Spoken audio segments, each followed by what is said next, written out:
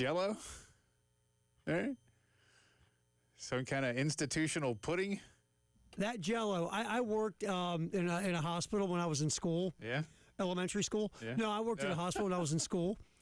And they called it, not only they still call it NPO anymore, but the acronym was NPO when you couldn't have any solid food. You had to have like Jell-O or pudding. Right. And I don't know if it was just the hospital I worked at. I don't know where they got that Jell-O. All right. That So Jell-O it's not name brand?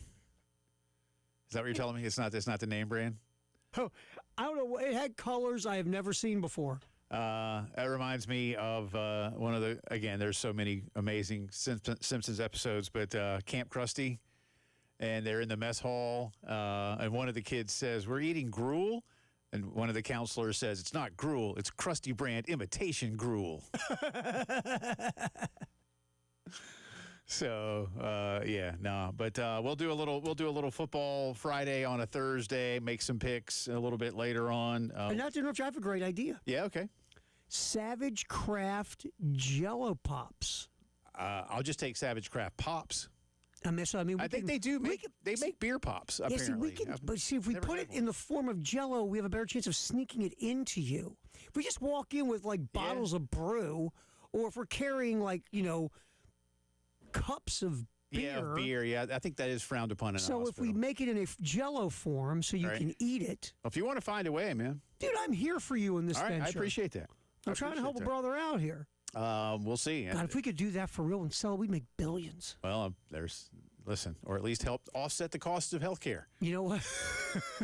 We should have talked about this out loud. Someone's going to steal our idea. Yeah, that's true. Nice work, Jay. Thank you. I do have a start bench drop. It's kind of like one we've done, but I threw a little twist into it because now it's a little more official. I'll explain coming up in just a little bit. And there's gambling to talk about today, both the good and the not as good. It depends on your point of view, I suppose. We'll get into a lot of what Mike Shula and Clayton White had to say, and I believe Terry's got a little bit from Coach DeBoer as well as we get ready for Carolina and Alabama. I just heard what the boys were saying about trying to get the environment on your side, Terry, and I'll give a little peek as to what I said because I know Jack doesn't like us to do this until it gets published, but I think you and I talked about it yesterday. And with Ryan on Tuesday, it's just incredibly difficult right now to, as a fan, a Gamecock football fan, to look at this ball club and find places where you can feel optimistic. And I was talking to someone at length this morning. And I think you and I touched on it when you and I were talking this morning, too. So that's two people this morning I was talking to.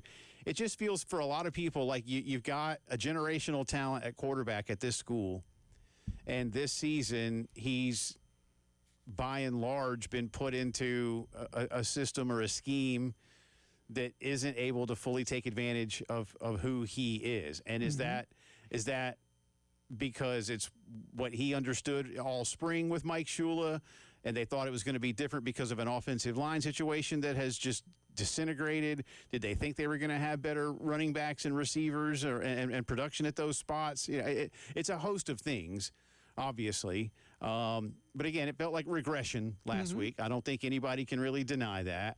And now you try and find a way to be optimistic, and it's difficult. There's no other way to put it. It's hard to go, oh no, I see instantly where they're going to turn it around. It's tough, man, because it's just been, again, when we put your offense somewhere in this sentence, it's the worst in the country. That's not good, and there's no quick flip of a switch, because usually when you're the worst at anything to that level, it's not just one thing. It's just not. You just can't look at, we get this offensive line right, everything's going to start cooking. Yeah. I think that there's more to it. And I'm not here, look, Mike Shula doesn't need me to defend him. That's not what I'm doing.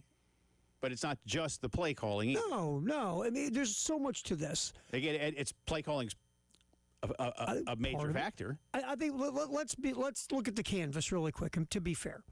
All right, is the system of offense possibly a problem? Sure.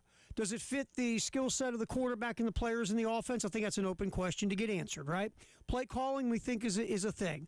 And we feel like it's a thing. Offensive line play is obviously a thing. Also, Lenore Sellers in this offense, his play is a question of a thing, especially compared to the beast we saw the last 6 games of last season, correct? I think you brought it up. The running backs. Have they not stepped up in the way that we hoped they would? But then again, can you step up anywhere when the minute you get the ball, you're being hit by somebody? The wide receivers. Why hasn't this wide receiver room popped this year with all this talent? Is it the wide receivers? Again, is it the system of offense they're running and the route combinations or lack thereof?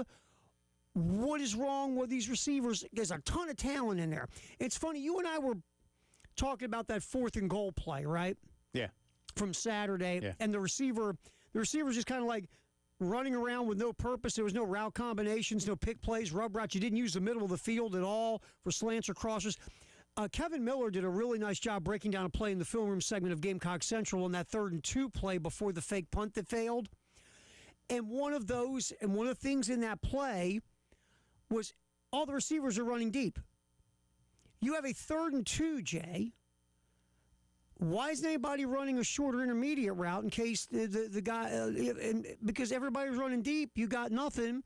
The back and the tight end are in max protection. 3 receivers are running deep on 3rd and 2. Yeah. How about okay, run a guy deep, but how about some kind of route combination to get a guy open in the short or intermediate area? So you're stressing the defense on all levels. You're not stressing. One of the greatest things I've ever read about offense and offensive coordinators and play callers is when they talk about we want to hit every part of the field to stress you. We want to stress you vertically, horizontally. We want to stress you a short, intermediate, deep. We want to stress you on the sideline, stress you between the hashes. We're always putting you in some kind of havoc all over the field. Some of these, and again, it's not every play, but the plays we're looking at, you don't see that. You just don't see, are you scheming guys open? And that was one of the things that I think Will Helms talked about, too, to your point about scheming guys open. The Dow did a good job of that last year. There were reasons. Maybe Josh became the easy button, but you know what he was? Open. Yeah. Lenore's always seemed to be able to find him open. Yeah, or even Rocket Sanders and at Rocket times. got open. Yeah. And I just don't see the consistency. Look, whenever you talk to guys who are coordinators or play callers or schemers or whatever, there's always the idea of 2 things. A, in a perfect world, my guys always win one-on-one. Mm-hmm. They're just better than your guys, and they beat your dudes, and it's easy, right? Mm-hmm. But you know what? Life's not easy. So if your guys aren't winning one-on-one consistently, you know what you got to do? You got to help them out. You got to find a way. Got to scheme them open. And doing the same thing over and over the way they did the other day. And that was the point that David Cloninger, the part we played yesterday of David Cloninger asking Mike Shula that, and even, hey, well, it worked early. All right, but it didn't work. Again, what's the next, what's plan B kind of a thing. And again, I don't want to sit here and just crap all over Mike. I just think you can't keep doing the same thing. No. That's your point too. That isn't working. So what can we do? What do you are you going to, again, don't do the definition of insanity thing. Mm-hmm. Right. Right? And it feels like that's what's happening in some way, shape, or form. Again, we're not in the room. We're not in the meetings. We're not when they're putting everything together. We really don't know. All we know is what we see. And whatever we're seeing, Jay, guess what? It's not getting in the end zone. Yeah. Whatever it is, it's not scoring points. And I think Will, again, if every time we say the name Will Helms, we should give him a quarter or something. But what Will said yesterday that really stuck with both of us was the lack of scoring points inside the opposition's 40-yard line.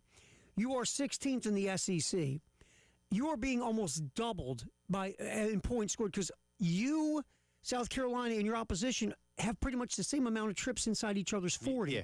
The difference is the opposition scoring double the points you are. They've scored 111 to Carolina's 58. So, to Will's point, if you could just be 12th, you might be 5-2 right now. You'd be scoring 10 more points a game, he said. And as you and I said, you take 16 schools, you have 4 tiers of 4. Mm-hmm.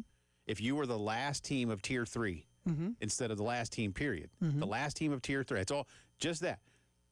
You're scoring 10 more points a game. Yeah. That's taking you from 16th to 12th, not 16th to 7th, 6th. No. You We're know? not even asking to be average. Not even. You still have a double-digit Right. ranking next. Yeah. So, and look, they get it too. But again, I saw, and like you say, we can only go by what we see. We can hear the coaches' explanations. We can try to look at some deep dive things here or there. We can understand injuries. Sure. But I still don't know if the injuries this year are the same as the injuries last time, 2 years ago. And I do think you have a quarterback. Look, Spencer was running around a lot, but Spencer's not, what Lenoris is. You didn't have a Harbor doing it for you. Spencer didn't have a terrific tailback room either. No, I mean, the only thing you can say Spencer had was Xavier Legette. Yeah, a first-round pick at wide receiver who was making plays. And listen, and he made a big. And again, Josh Simon last year got open a lot. That was the thing. Jay Legette was it. Yeah. Remember, Juice Wells was not available. It was Xavier Legette, and longest injury in the history. Exactly. So, I mean, kidding. I feel like this, sort of, to your point, sort of not. Maybe kidding, no or not. This offensive line's more talented than 2 years ago. Even the depth. Yeah. Even with the is injuries. more talented. And so, look, but to come back around to the point, it's all of it. Jay. What am I supposed to latch on to? Right. For optimism, and I just listen, and I think, by the way, that this Alabama team is probably going to go above their average. I got to look and see what their average is. I just want to look at the conference numbers too. To be honest with you. Let's look real quick at what Alabama's doing in their 4 conference wins. Alabama has scored in conference games 24 points, 30 points, 27 points, 37 points. So they're averaging almost about 30. About 30 a game. About 30 a game. So you got to shut that down. There's a reason to believe they'll go over that. So number. let's say if you want to win this game, unless your defense has a crazy effort and they get turnovers and they get stops, you better get a 30 burger at the very least to win this game. And where are we seeing that from the South Carolina offense? They have not scored over 21 points in the Mike Shula era on offense. On offense, no. On offense, no. So again.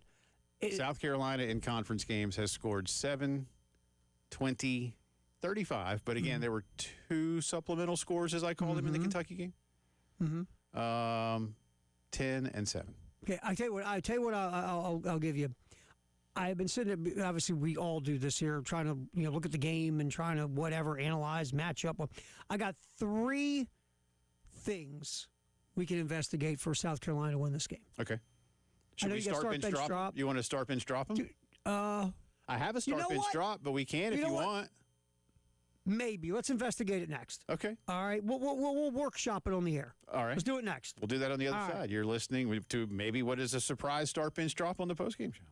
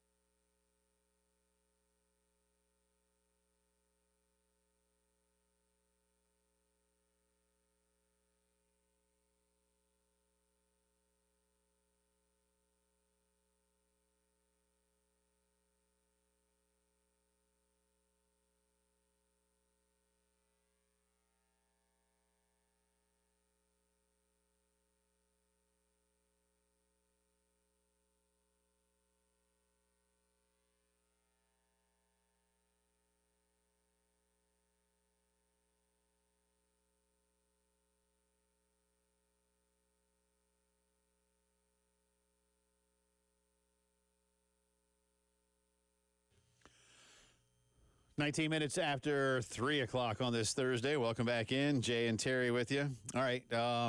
We surprise each other with start bench drop. So, as Terry said, we were going to do this on the air. Now, I'll do what I had planned.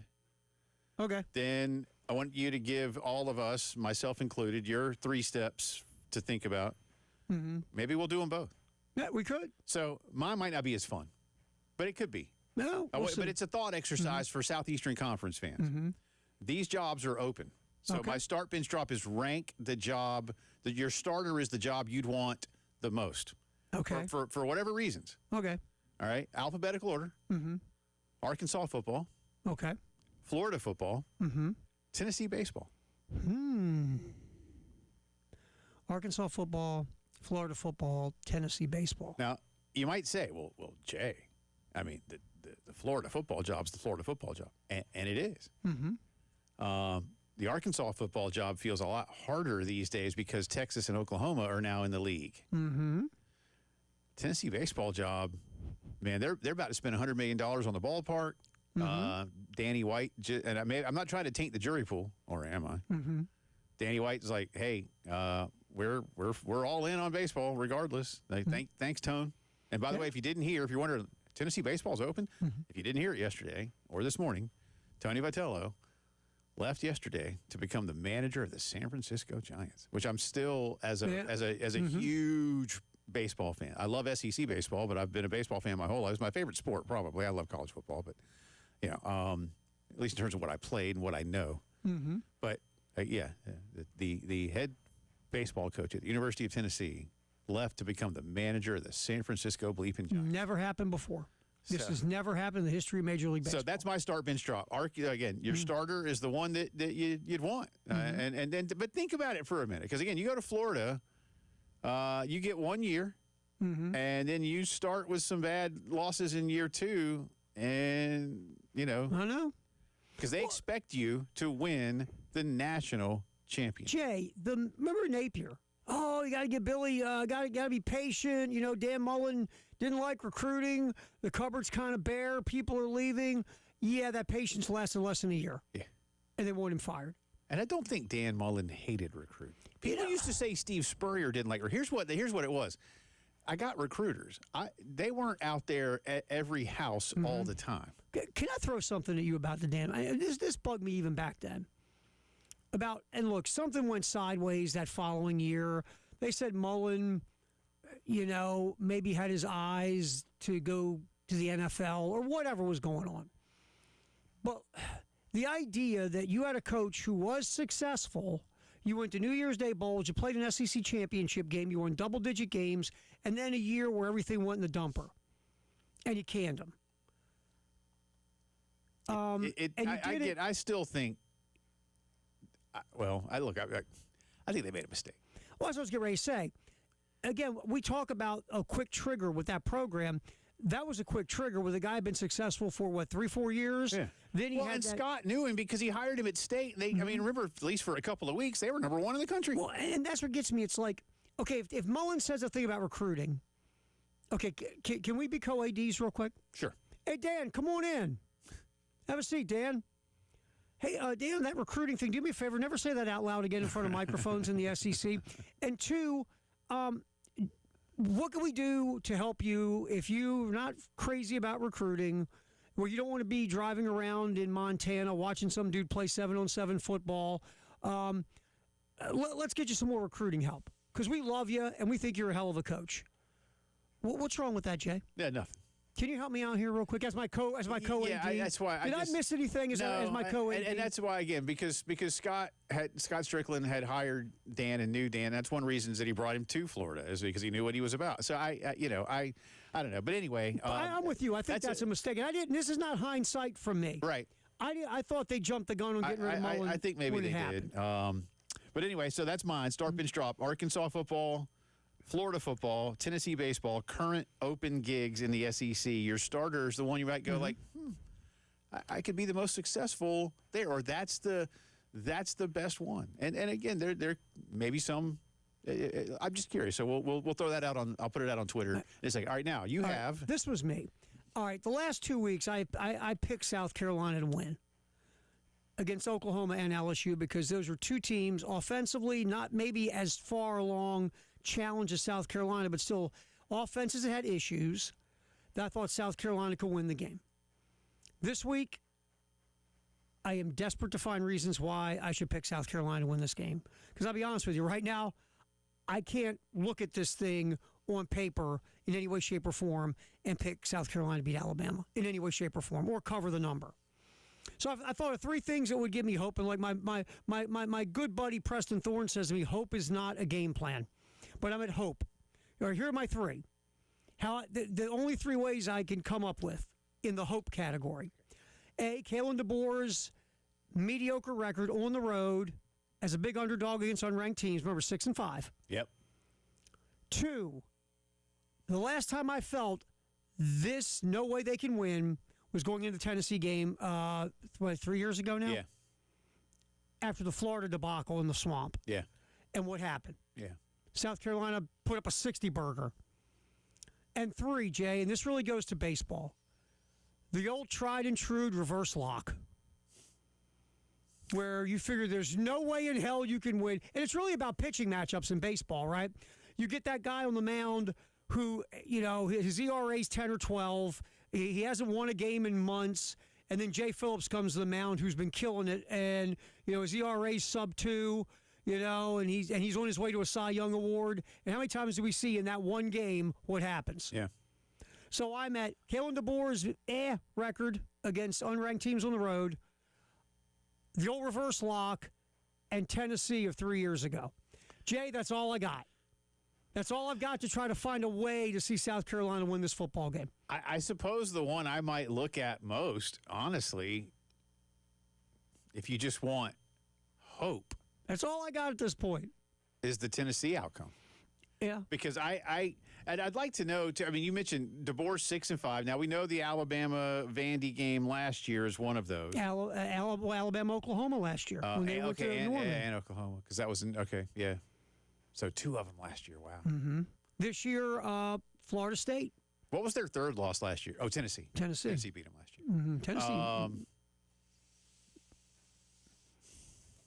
Yeah, because I don't think this is a team like I guess here's you mentioned who's like is this going to have to be a day where is Ty Simpson our sub-2 ERA pitcher who's been on a heater and then he comes in and throws 5 picks? Yeah, like if we go back to football, I don't see that happening. The guy that's only I believe one interception all year. He's 18-1. Yeah, he's been phenomenal. Stupid.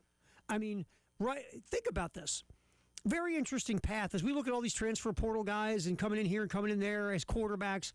Simpson was a 5-star recruit coming out of high school. From what I was told by people who followed his high school career, he played at a small school, so he wasn't playing against the best of the best of the best competition. So he goes to Alabama, sits for a little bit, has a chance to win the job. Remember, a couple years ago, couldn't win the gig. Got a chance in that, South Florida game and couldn't do anything in the rain. Jalen Milroe takes it up. You forget about Ty Simpson. Right. So Milroe goes on, and Ty Simpson's kind of here still. So he's going to get a shot, but nobody's doing backflips. Remember, there was a competition. Right. Ty Simpson wins it, and now he is going to most likely be in New York to be a finalist for the Heisman, and now he's moving up draft boards to possibly be a first-round pick in the NFL draft. As of today. In New York, yeah. Hey, what a hell of a ride, man. No kidding. And he's got some great coaching around him now, too. He's the son of a coach. That was great. Part of, for those of you who watched the game the other day, his dad, they even talked to his dad's the head football coach at UT Martin. Right. And they talked about how they, I guess, changed the game time. And they kind of joked that his dad, they were running the ball a lot late in the game. And because of NIL, Ty was able to have a plane ready for his dad to take him from Martin down to Tuscaloosa. It was a cool story all the way around. But the kids, that's I don't know, man. Of the 3 you have there, I just again, if you want, if with hope as the guide, the Tennessee game that it just where'd that come from? Because and like you said, maybe Alabama. I think Gunner might have said it. Gunner and Tyler maybe Alabama just is ready to exhale 1 minute too soon. Yeah, well, that's what you're hoping for at this point. Or one of these games where we count them out and Shane's guys do what they do sometimes and just, shock the world, so to speak. Our boy John has a thought on it. We'll give it to you on the other side. But chew on that, and we'll come back on the postgame show.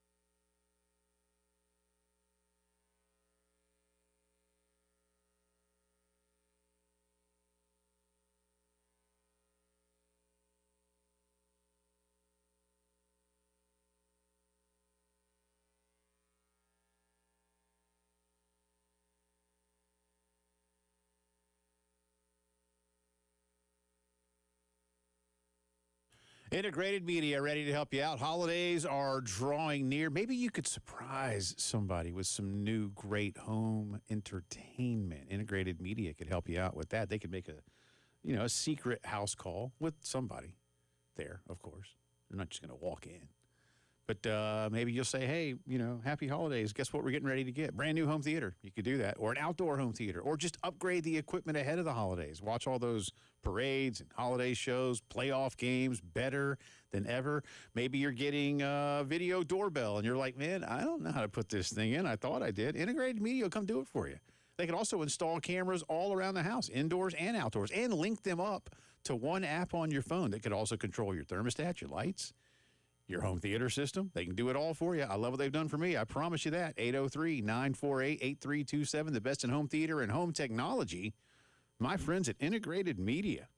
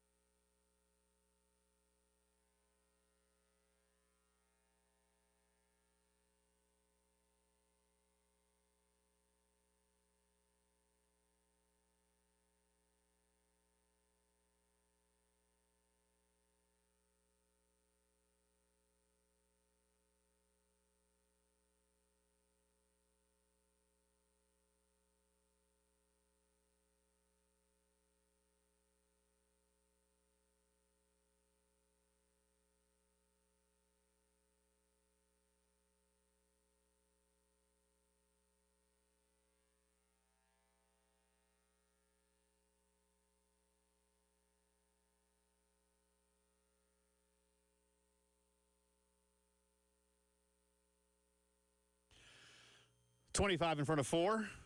Thursday. Welcome back in. Jay and Terry with you. Again, a little altered schedule today. I'll be out tomorrow, so we're going to do the Wild Card Showdown later today in the 5 o'clock hour. So we'll do the drive around the SEC about an hour from now.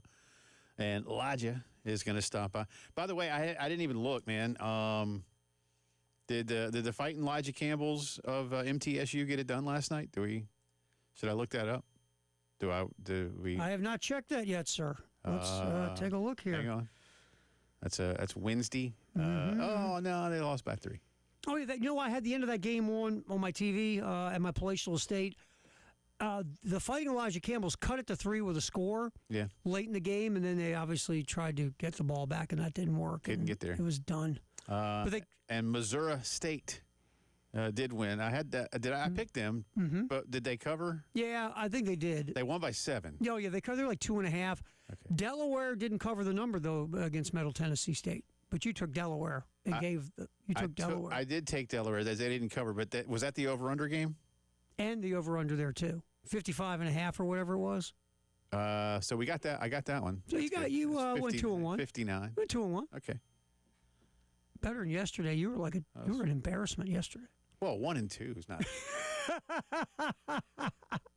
No, the embarrassment is when each of us have taken turns going 0-4 on the stupid wild card show. That's not fun. Or 0-5. 0-5. Yeah, you got 5. I know you've had an 0-5 and I've had an 0-5. I don't think Campbell's had an 0-5. No, I think he had a 1-4. Didn't you and I both drop a goose egg, or maybe it was just me? Let's find out. Let's see. We all went 1-4 to start the season. Maybe it's 1-4. Then we went 1-4 again. All 3 of us went 1-4 2 weeks in a row. God, that's terrible. That's awful. No one there. Yeah, I went 0-5. Let's see. Yep. Then you went 0-5. I thought. Yeah. No, then we both. No, 1-4. No, you haven't. I'm the only one who went over. You have a couple of 1-4s, but no, I'm the only over. Man, wow. And yet, the good news is you and I are tied. We're tied. So, despite that. Can I tell you something? We're so bad. Despite that. We are so bad. Yeah. 2 games under. But that'll come up later. Oh, we're just ready for the stretch run, bud. Yeah. We're going to tear this thing up in the stretch run. Wait for November. Our buddy John says the Tennessee game 3 years ago happened because Satterfield, at least they keep telling us it was Satterfield, threw out half of his play sheet. The problem now is Mike Shula seems to only call one play on his play sheet. That's funny. Well, that's that. John, Terry, and I often say that, and that's where we came up with our Denny's analogy. Like, hey, Shane going to Marcus saying, "Hey, bud, nobody's coming here for the salmon and the T-bone. No, nothing wrong with it. It's just that nobody's coming for it. They want the moon over Moon's Miami, over Miami, and whatever else, and they want pancakes and bacon and eggs. They want that breakfast bowl. They don't want salmon. Nobody's coming to Denny's for salmon. But. Yeah, and I think at that point Shane did, and Marcus it felt like just calling plays, like just looking down, calling a play, and then calling it in, regardless of personnel, regardless of down or distance. That's oversimplified. My playbook's full of plays, and I want to call as many as I can. Yeah, I'm going to call them. And Shane finally said, "Yeah, we're not doing that." John follows up and says, "If you want a game to give you hope, go back to the 2019 game against Georgia when the Bulldogs basically sleptwalked through the game." I don't disagree that that's a game that could give you hope. I get what you mean. I think Georgia did not take South Carolina very seriously. But as I've said, John, about that game and game with Auburn in that realm, to the teams that lost, why are you throwing? Carolina's run defense was so bad. And Carolina had 2 touchdowns in that game in Athens, only one on offense. I think Israel Mukuamu had a pick 6. Did Brian Edwards have the touchdown? I have to go back and look. Somebody will tell me. I can't remember now. But Georgia just kept throwing the ball, Terry. And then the best kicker in the country, Blankenship, I think missed twice. And so but that so yeah, John, I get you. And that's one of your more like exhilarating wins, only to just have done absolutely nothing with it. But the Tennessee game, I think John, honestly, man, I think Tennessee slept well. Tennessee, look, for one thing, there's that faction of Tennessee fans that genuinely believe something nefarious happened that day. Oh, I know. They won't give that up. I think what they don't want to admit is that they came in here thinking they were playing a high school team. Well, remember, again, the Tennessee players watched the film of South Carolina, Florida.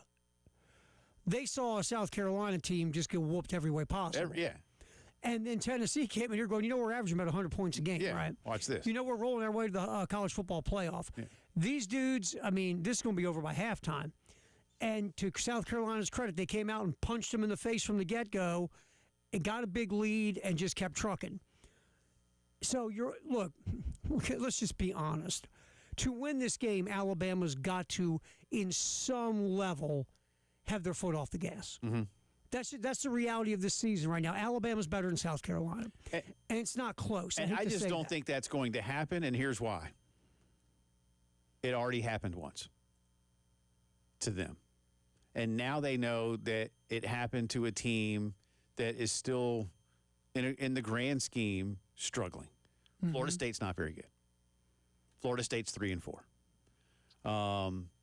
They took their foot off the gas. They didn't let it down. They just started and stayed in some kind of second gear in Tallahassee. Mm-hmm. I think they had their roll out our helmets. We're Alabama. They were terrible. Florida State last year. We're going to win easy. Right. No big deal. Same thing. We're just going to show up, throw our jocks on the field, and walk off with a win because these guys are bad. Yeah, and now you see, and I just personally, I just don't see these players. Forget about whether Kalen DeBoer had, again, as you like to talk about, we've said many times, I've said it too, the very best teams don't need their coach to light a fire. He can give him a little rah-rah coming out of the locker room. But they do it to themselves. I just don't see this version of Alabama and the way they've been playing football since Tallahassee coming into Columbia or any other venue and going, that's not. They're not going to put recliners on the field and just. That's not happening. Well, here's the thing: they really can't afford to now. No, because then you lose another one, and you look at their schedule moving forward. You can't afford to lose a game that you are a double-digit favorite in. Moving because that's a mulligan you don't want to give up, right? Like the Florida State one, looking back now, and is a mulligan you definitely didn't want to give up. And that circles me back to if we're going to go through my three choices of hope. All right, you're hoping about having a Tennessee thing again, but that would mean Alabama's got to come in here and not take you seriously on some level, and you get on them early and put them on their heels. Does that also lean to the fact that Kalen DeBoer's team sometimes against these underdogs on the road, they don't take somebody seriously for whatever reason? Yeah, and how many of those? I would like to know. Again, 11 times you've said they've played a team like that. They're 6-5 in that situation. 6-5. So that's not. It's not terrible. It's not great. But how many of them were at UW and again, we know 2 last year at Bama. So 2 of the 5 are at Alabama. Yeah, and those were inexcusable losses. Right. I mean, and look, Vanderbilt was a 500 team. Oklahoma was a 500 team. But you shouldn't have lost either one of those games. They shouldn't have. You really shouldn't. They know that because they're supremely talented. And so then the comeback is, all right, so we're looking at these hope scenarios. With that one you had earlier this year and knowing you can't afford to trip yourself up again, how much hope do you have that you get a team that's not taking you seriously when they really don't have the wiggle room to not take anybody seriously, right? Yeah. Look, if they were undefeated, maybe you feel more maybe on but that whole premise. That's fair. That's fair. Genuinely is, man. But they're not. Right. And that's the difference. That's the difference. All right. But again, if you've got that sliver of hope based on the things Terry threw out there, hit us up, 803-404-6100. Terry will open the vault on the other side.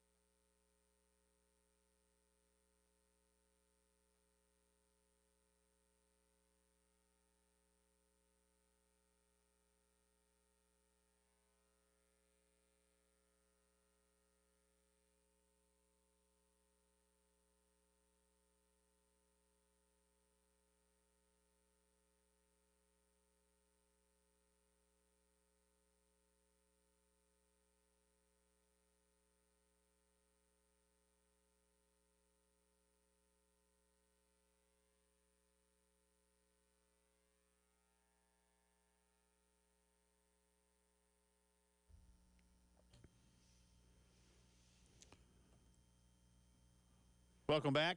11 minutes in front of 4 o'clock here on a Thursday. Jay Phillips, Terry Ford with you. Elijah is coming by in a little bit after his nap.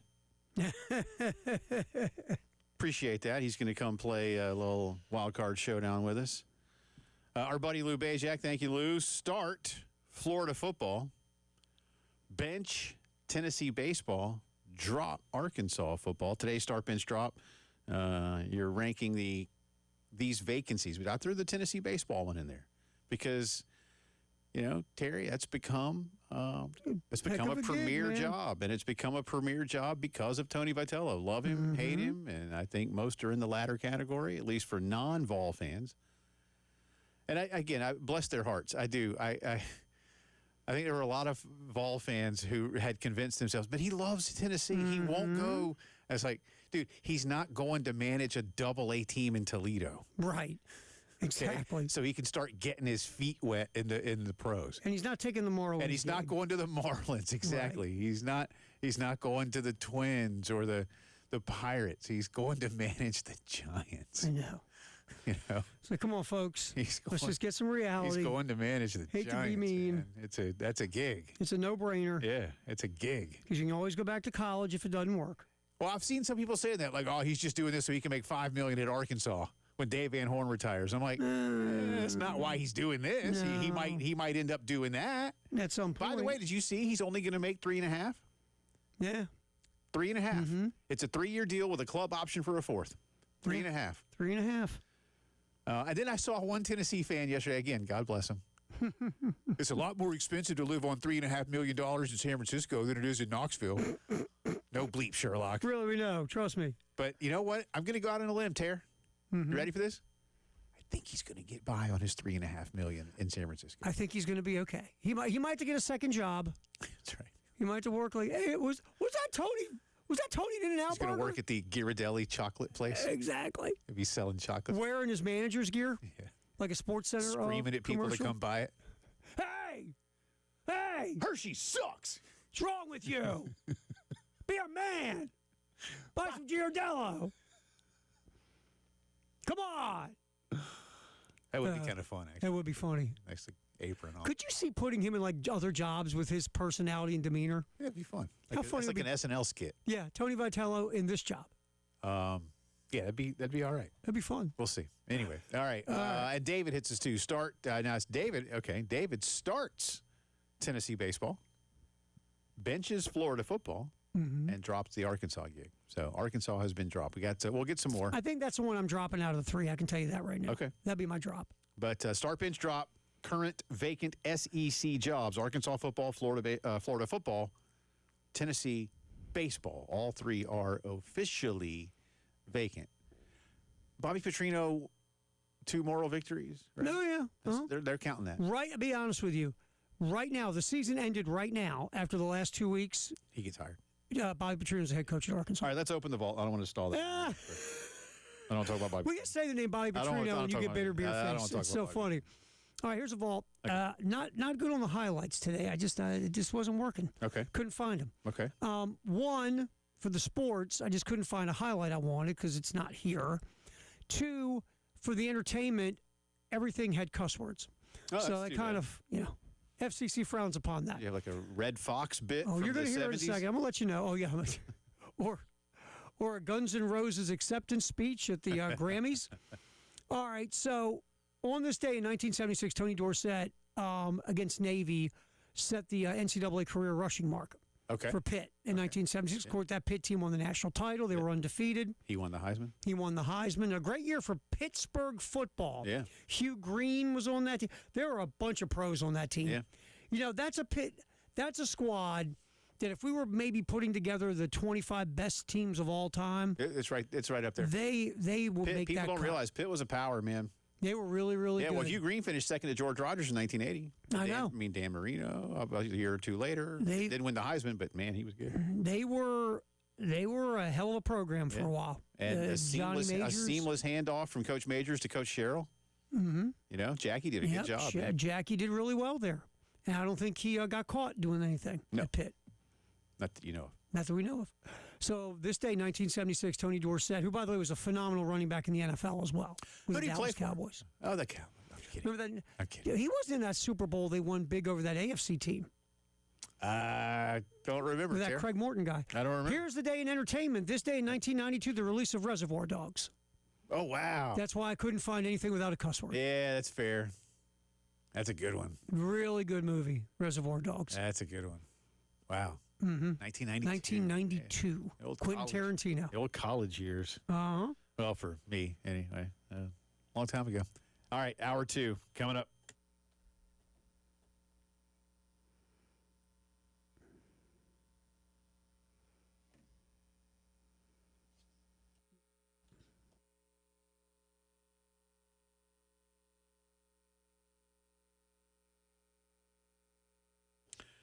Speaking of things like records and entertainment, vinyl belongs on the records. It doesn't belong on your house. Pick Brick. It's the original set it and forget it siding, the longest winning streak in history. U.S. Brick will remind you that Brick has been winning for 9,000 years and counting. That's why builders respect it. It's why your neighbors notice it. And it's why the buildings that matter most are built with it. Head to U.S. Brick's brand new exterior design center, 300 UG Street, right around the corner from Founders Park, and explore all the premium materials. Brick, natural stone. They've got fire pits, outdoor kitchens, pergolas, things that you can see, feel, touch, and really understand exactly what it would look like in your yard. Take your designer, take your contractor, take your architect. They've got workspace in there Monday through Friday, or you can book a time on weekends. Learn more about what everything U.S. Brick can do for you and your home.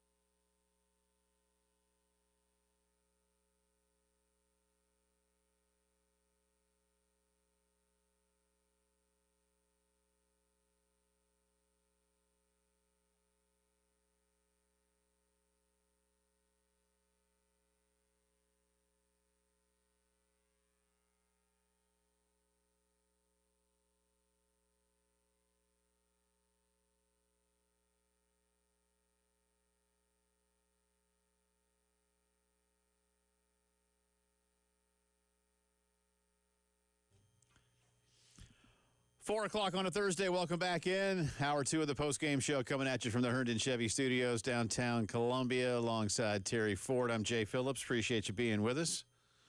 Got a couple things to get to here this hour.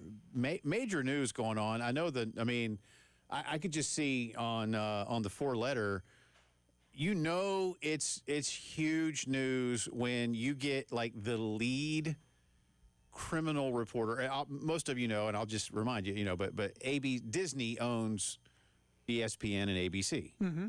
ABC News, obviously, big national news outlet. Today on ESPN for like 30 minutes during the NBA show, they had the lead New York-based criminal reporter for ABC News discussing what's happening today with these arrests. If you have not heard, and I'll fill you in, Chauncey Billups, one of the great players of his generation, and now the head coach of the Trailblazers, and Terry Rozier, a really high-level, some good moments. High-level player. Well, I was looking it up, man. Mm-hmm. Yeah, Terry Rozier has made more than $150 million. Yes. He's currently on a $96 million contract. With the Miami Heat. Yeah. He's a good player. Terry Rozier's he's a good player. He's a good, that's the thing. Good player. There's a lot of dudes that the casual fan has not ever really heard of. Who are good. Yeah, who make a lot of money. Yeah, he's one. But both of those men were arrested today. So was former NBA player Damon Jones. His case is a little bit different, but it's all connected. And as we often talk about in situations like this, this is the feds. This is the FBI. Yep. They don't, like Dan Patrick, I don't think Dan knew the answer, but he had another reporter on this morning, forgive me, I forget which one, like why now? And it's because the feds don't just kind of go in willy-nilly, and I know I'm not going to get into some of the other things going on in the country these days, but when it comes to cases like this, they don't go arrest you until they got the mountain of evidence against you. Right. And so, at least in this situation, that's why it took a little while. Mm-hmm. Because what's happening with Rozier is tied to his time as a Hornet a couple of seasons ago. In his case, it's alleged that people knew he was basically going to bow out of a game, and a whole bunch of props came in on the under for his minutes, his points, his rebounds. And then in this game, he left in the first half with what was described as a foot injury. Yes. But the sports books flagged it and said, why are there so many bets on the under on a Charlotte Hornet? Right.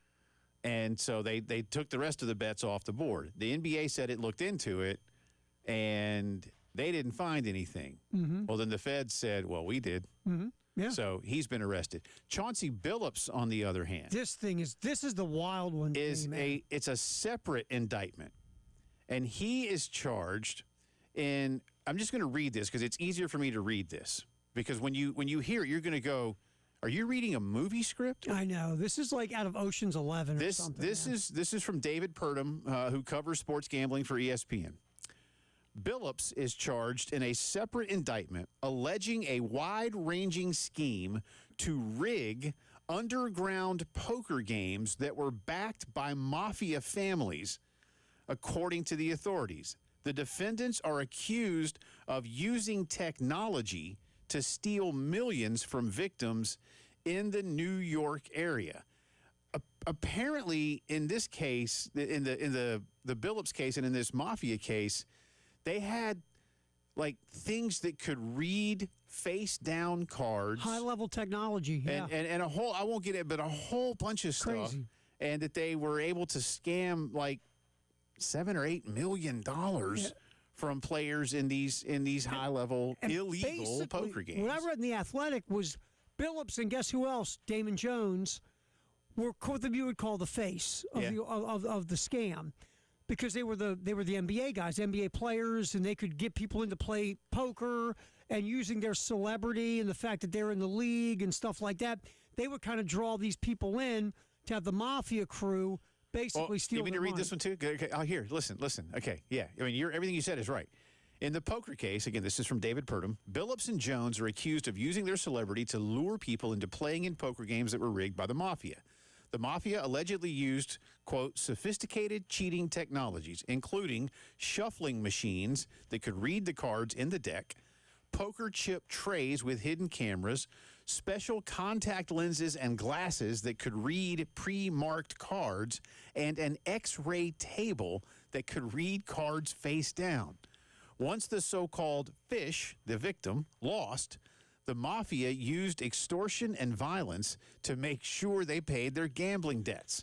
Investigators found that the scheme involved members and associates of the Bonanno, Gambino, Lucchese, and Genovese crime families, according to New York City Police Commissioner Jessica Tisch. I don't know about you. I've never heard of any of those families before. Have you, Jay? That's 4 of the 5. Exactly. Who are we missing?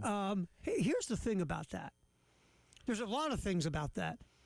First of all, the line of they used extortion and violence to get their money. They're the mob. Didn't see that one coming. Wow, we didn't expect the mob to use extortion and violence to get their money. But think about everything they did and the high tech that was used and the money they invested in that high. Last time I checked, that high tech ain't cheap. What they did, that's like next level, right? So then run that through your head of the investment they made to rip these people off. Yeah. And then you're using Chauncey Billups and Damon Jones, a celebrity as NBA players, to lure these people into games. And then you used all those devices to basically, and obviously the people playing aren't radio guys. No, yeah, it said of the more than 7 million lost, 1.8 million came from just one player. That's my point. So that is a movie. It is. That's a movie right there. This will become a movie. Because you know what it is? You go like this. You see that in a movie, you go, there's no way we're ever going to see any kind of high technology like that used just to cheat at cards. Come on now, this is dumb. Guess what? Dun, dun, dun. It's insane. And Damon Jones, when I read the article in The Athletics, I read like 3 or 4 pieces in The Athletic about this. Then they finally get to this in one of the pieces. Damon Jones has admitted he has a gambling problem. Because remember, he's also, the one you didn't read yet, or you haven't gotten to yet, he gave information to other people about LeBron James' availability. Yeah, so let's get to that. Yeah. Jones was an unofficial, unpaid part of former Lakers coach Darvin Ham's staff and is no longer with the team. Ham invited Jones to be part of the team activities after James spent the summer of 22 with Jones with Jones present for many of his workouts. James was unaware that Jones, his former teammate and assistant coach in Cleveland, was involved in gambling activity when Jones spent time around James during the Lakers' 22-23 season. The federal indictment alleges that before a Laker game against the Bucks on February 9th, 2023, Jones texted a co-conspirator to, quote, get a big bet on Milwaukee tonight because James was going to be out. He would go on to miss 3 straight games because of soreness in his left ankle. Jones allegedly added via text, quote, bet enough so D. Jones can eat 2 now. Without James that night, Milwaukee beat L.A. 115-106. It also said that Jones provided non-public information to a co-conspirator in connection with a Laker game against the Thunder later that season, January 15th or the next season, January 15th, 2024. Now, that might be the one where Jones gave information, but the player did play, and the co-conspirator lost. So the co-conspirator said, hey, Bub, give me $2,500. Yeah. And Jones had said in one of the pieces, has such a bad gambling addiction that he has lost millions and millions of dollars. That part of it is certainly unfortunate. As for Terry Rozier, who, again, is currently playing for, well, he played in their opener. Mm-hmm. He's not currently playing now. He's probably will never play again. He's been arrested. Mm-hmm. He was arrested in Orlando. The Heat were there playing the Magic. As part of the scheme, gamblers the part that he's in charge with, gamblers used non-public information to bet on at least 7 games between March of 23 and March of 24 involving the Hornets, Magic, Blazers, Lakers, and Raptors. In 3 of the 7 games, players intentionally removed themselves from contests to benefit the gamblers' bets. let's see. And then for Rozier, it was a game, again, against the Pelicans. And he basically had people bet unders on some totals and removed himself from the game with what was described at the time, as I said earlier, as a foot injury. And one thing we're seeing with this stuff is how good the monitoring system is. Yeah. Because, again, ready? Wow. What's all that money on a Terry Rozier under against the Pelicans? What is this? So basically, if you're going to try to do this stuff, you don't want to be dumb enough to put a lot of money on some random ridiculousness that's going to cause a red flag, right? Here's what's also going to be thrown out in this situation, Jake. So we hear it every time. See, it's what you do when you make gambling legal. You know that there was gambling when it wasn't legal. Yes. And you know there was point shaving scandals and players who were suspended by leagues for gambling. This has happened. Paul Horting, Alex Karras in the 60s. The Boston College point shaving. I think it was a St. John's, too, or somebody else. Well, you remember the Namath thing? Yeah. Like Namath, and it was just a restaurant, but like the NFL knew that, you know, and I'm air quoting if you're watching, you know, gamblers would frequent this Joe Namath's restaurant in the 60s, you know, when he became a Jet. And they made him sell a stake in it because they're like you can't be associated with gamblers. Right. And now look at where we're at. And I'm like, bro, you know, half the people here right would be considered gambler. I mean, if you know. There was a point shaving scandal for Kentucky basketball under Adolph Rupp. I mean, so let's not, you see, it's why you make it legal. That No. This has always been going on. And legal or not legal, you know what? Gamblers try to get people to help them win money. Yeah. Black Sox, was that this year? No, that was 106 years ago. Was gambling legal then? Not that I know of, Terry. Okay, thanks for the help. So look, I know Adam Silver is trying to he's part of a crew of folks who are trying to get the government to put together a national law, because right now it's just like, you know what, it's just like NIL. State by state. It's state by state. But look, making gambling, you're never going to make gambling illegal again, by the way, number one. That ship has sailed, and it's, by the way, it sunk. Yeah. So what you just have to do, again, is the policing of this, which, by the way, is, if you read this, the policing is impressive by how they're watchdogging it. It is. But this, for the people who are going to jump up and down and say, see, this why you shouldn't have made it legal. No, this stuff went on when it was illegal. So that's not the reason this is going on. It's just people now have an easier avenue because it's legal.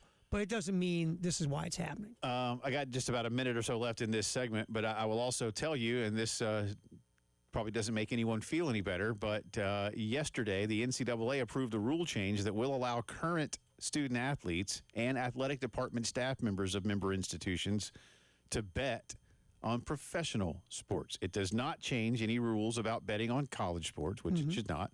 The NCAA emphasized it does not endorse betting on sports, particularly by student athletes. Charlie Baker, the president, said this was probably coming and said, and the organization today said, this change recognizes the realities of today's sports environment without compromising our commitment to protecting the integrity of college competition or the well-being of student athletes. Right. So, because these kids, and again, these kids were always doing it. And like I say, I like to keep my money where it is. I'm not anti-gambling. I don't gamble because I like my money. I don't gamble because I work in radio. I like to pay my bills. Look, if I didn't, I'm telling you, dude. Again, look at Damon Jones here. I don't want to be Damon Jones. Yeah, I mean, he's got a gajillion dollars. Right. Had. Well, not anymore. Not anymore. Hey, Daddy, why is that big record taking your car away? Yeah. Yeah. Or our house. Daddy, our why can't we get in the 20,000 square house? foot home. Right. In a nice neighborhood. So, but if you gamble, you gamble. But these kids were always doing it. But if a kid at, Iowa State wants to bet on the Rams Cardinals game, I mean, okay. Yeah. I don't. That's what you want to do. Okay. And if you want to play FanDuel and get prop bets on a Sunday. Okay. And to be quite honest, that's what a lot of these college kids are doing. That's They're doing the anyway. daily fantasy, the daily gambling through FanDuel or DraftKings or whatever. That's what they're doing right now. They are. Lots more to do on the postgame show.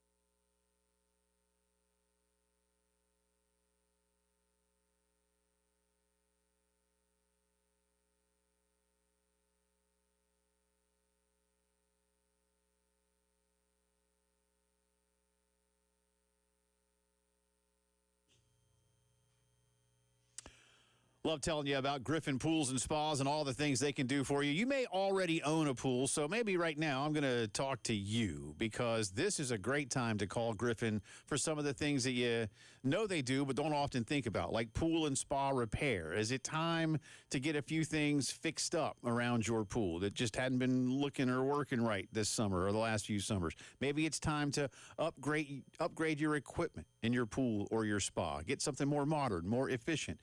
Maybe you've got a vinyl pool and that liner is worn out. You know, maybe it has a couple of rips in it, or maybe it's really faded by years of chemicals and sunshine. Now is a wonderful time to replace it or get a great cover, even safety covers, to make absolutely certain that nothing happens while your pool is covered up. Check them out online. You can learn about all this and so much more. Steps away from the Lake Murray Dam, online right now, griffinpoolsandspas.com.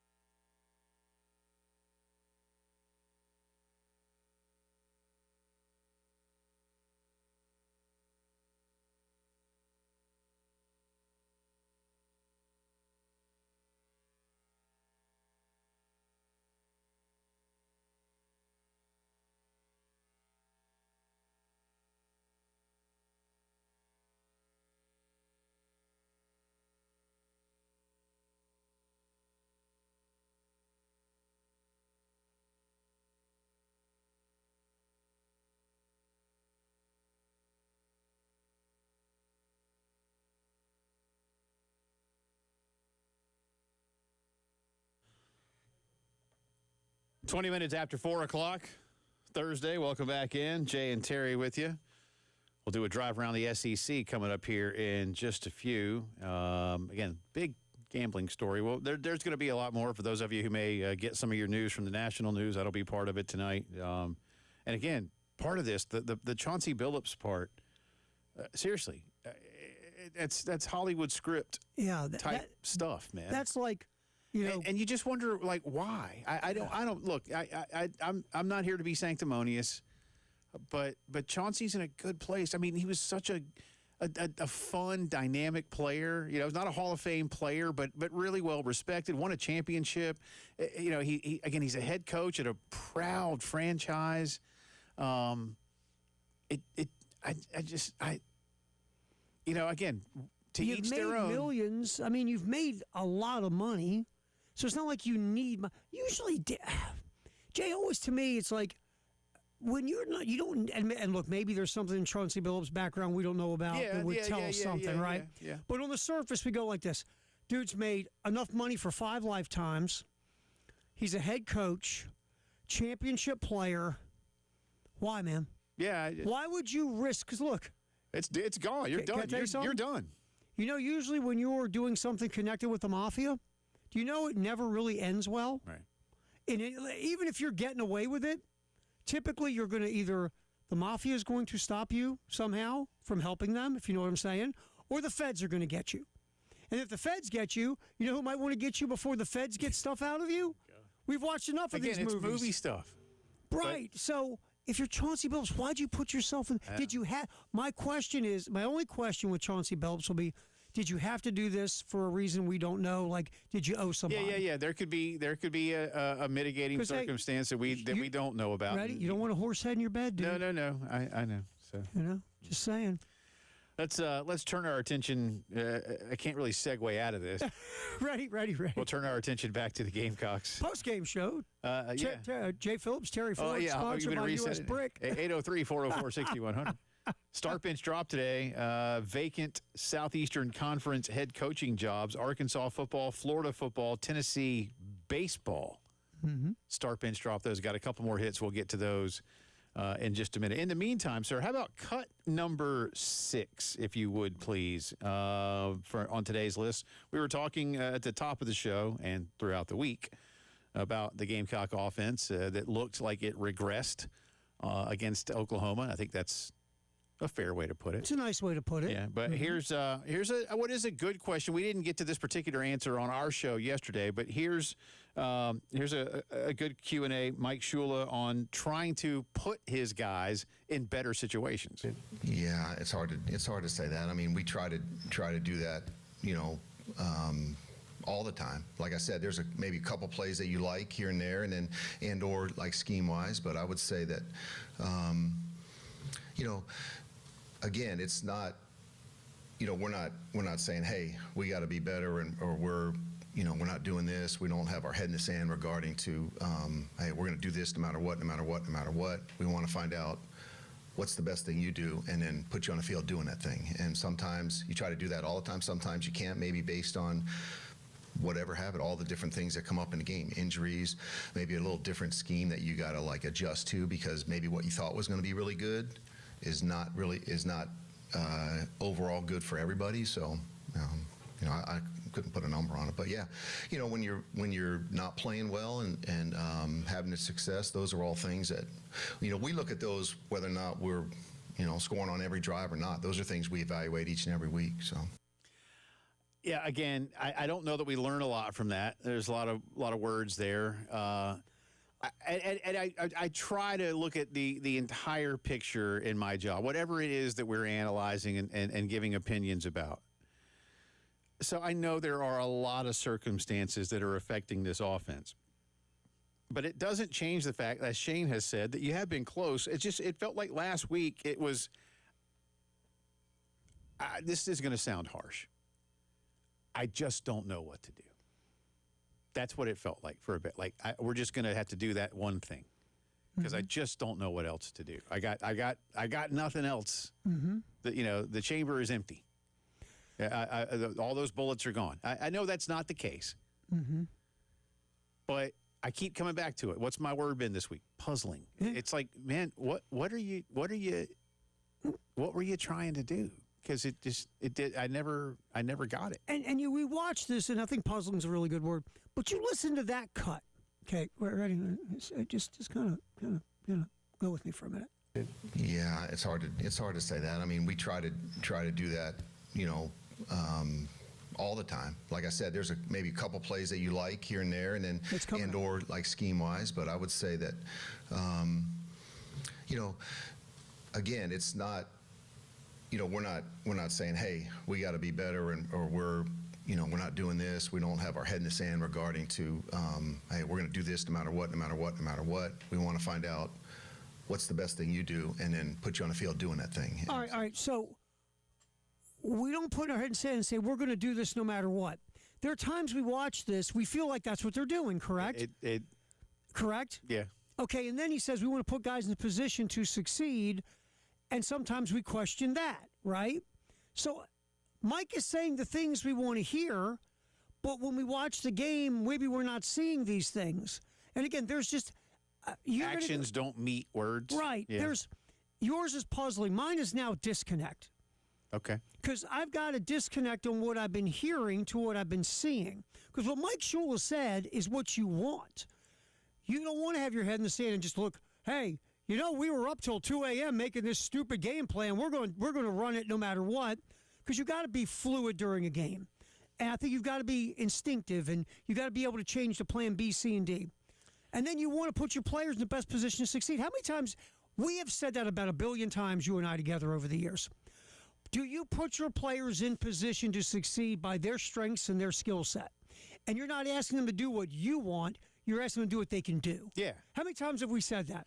Well, and they were even talking about that. To go to your point, during the Bronco-Giant game, they were talking a lot about why, Daboll wanted to go ahead and make the change to Jackson Dart, and that they had tons of conversations about, hey, what did you like best with Lane? What were the plays that you felt best at? And then they said, all right, we have those. Now, they're different terminologies, and they may be a little more complex because this is a higher level of football. But that Daboll said, we went and we found those plays. And we said, here, Jackson, we're gonna do these first, and we're gonna get you going. And I'm not saying that Shula hasn't done that with Lenoris. But when we see a lot of the things that Lenoris is doing, look, Lenoris can throw the football really, really well, and sometimes really, really far. And he needs to. All quarterbacks can work on their accuracy, but it sometimes feels like what Mike Shula has Lenoris Sellers doing are things that Lenoris Sellers hasn't otherwise done. And I know you want to grow his repertoire. Sure. But, it just feels like it's the 3 or 5 step drop and then some plays to set up play action. And I don't know how many people look around and go, you know what Lenoris is? He's a 3 and 5 step drop guy, and that's a play action offense. Now, I'm not saying he can't or shouldn't, but you got to do the other parts that he's really good at, like when nobody can bleep and tackle him. Yes. And like, for an example, you and I had this conversation today, and then we had to go gargle. Bobby Petrino's got Taylor Green running and throwing it all over the place. Taylor Green's a really good dual-threat quarterback. He doesn't have the skill set and the ability Lenoris Sellers does. No offense to Taylor Green. I agree. Because you and I both like Taylor Green. I a lot. But he didn't have Lenoris Sellers' physical gifts. He's not the same. And then we talked about Bobby Petrino had some guy named Lamar Jackson years ago. Heisman Trophy at Louisville. And that became the ultimate dual-threat weapon. Yeah. And Heisman Trophy at Louisville. So you can take these dual-threat guys, and don't take the dual threadiness out of them. Right. Right. You can still teach them to throw better. And everybody, listen, Dan Marino could have thrown better the day he retired. Brett Favre, Aaron Rodgers, everybody can get better at what they do. All of us can get better at what we do every day. But it just feels like that's, again, the actions of the team, the results of the team, the visuals of the team don't seem to match what we're hearing about what the team wants to be. Yes. So we'll see if it changes. We'll come back with a drive around the SEC.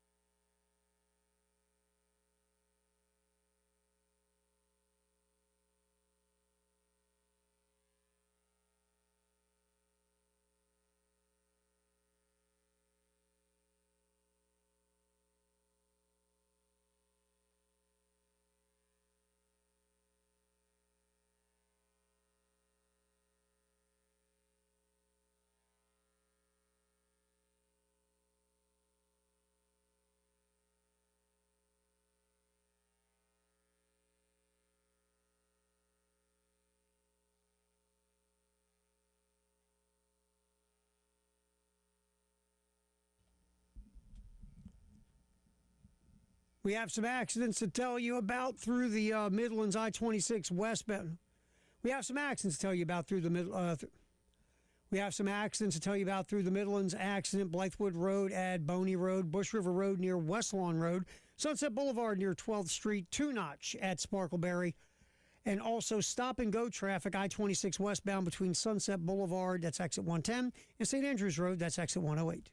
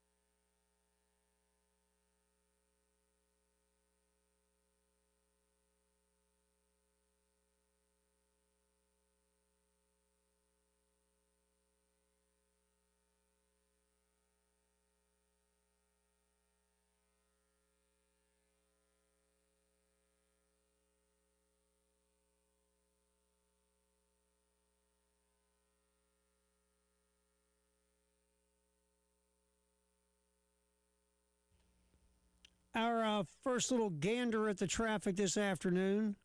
So I like to use that word because I never use it in real life. That was solid, man. We have a little stop-and-go action happening right now on I-26 westbound between Sunset Boulevard, exit 100, and St. Andrews Road, that's exit 106. Also, Blythewood Road at Boney Road in Richland. Bush River Road near West Lawn Road, Sunset Boulevard near 12th Street. And again, stop-and-go traffic between Sunset Boulevard, exit 110, St. Andrews, exit 106 on I-26 westbound. Come back. A special drive around the SEC is coming up next on the post-game show. Jay Phillips, Terry Ford hanging out here on the game.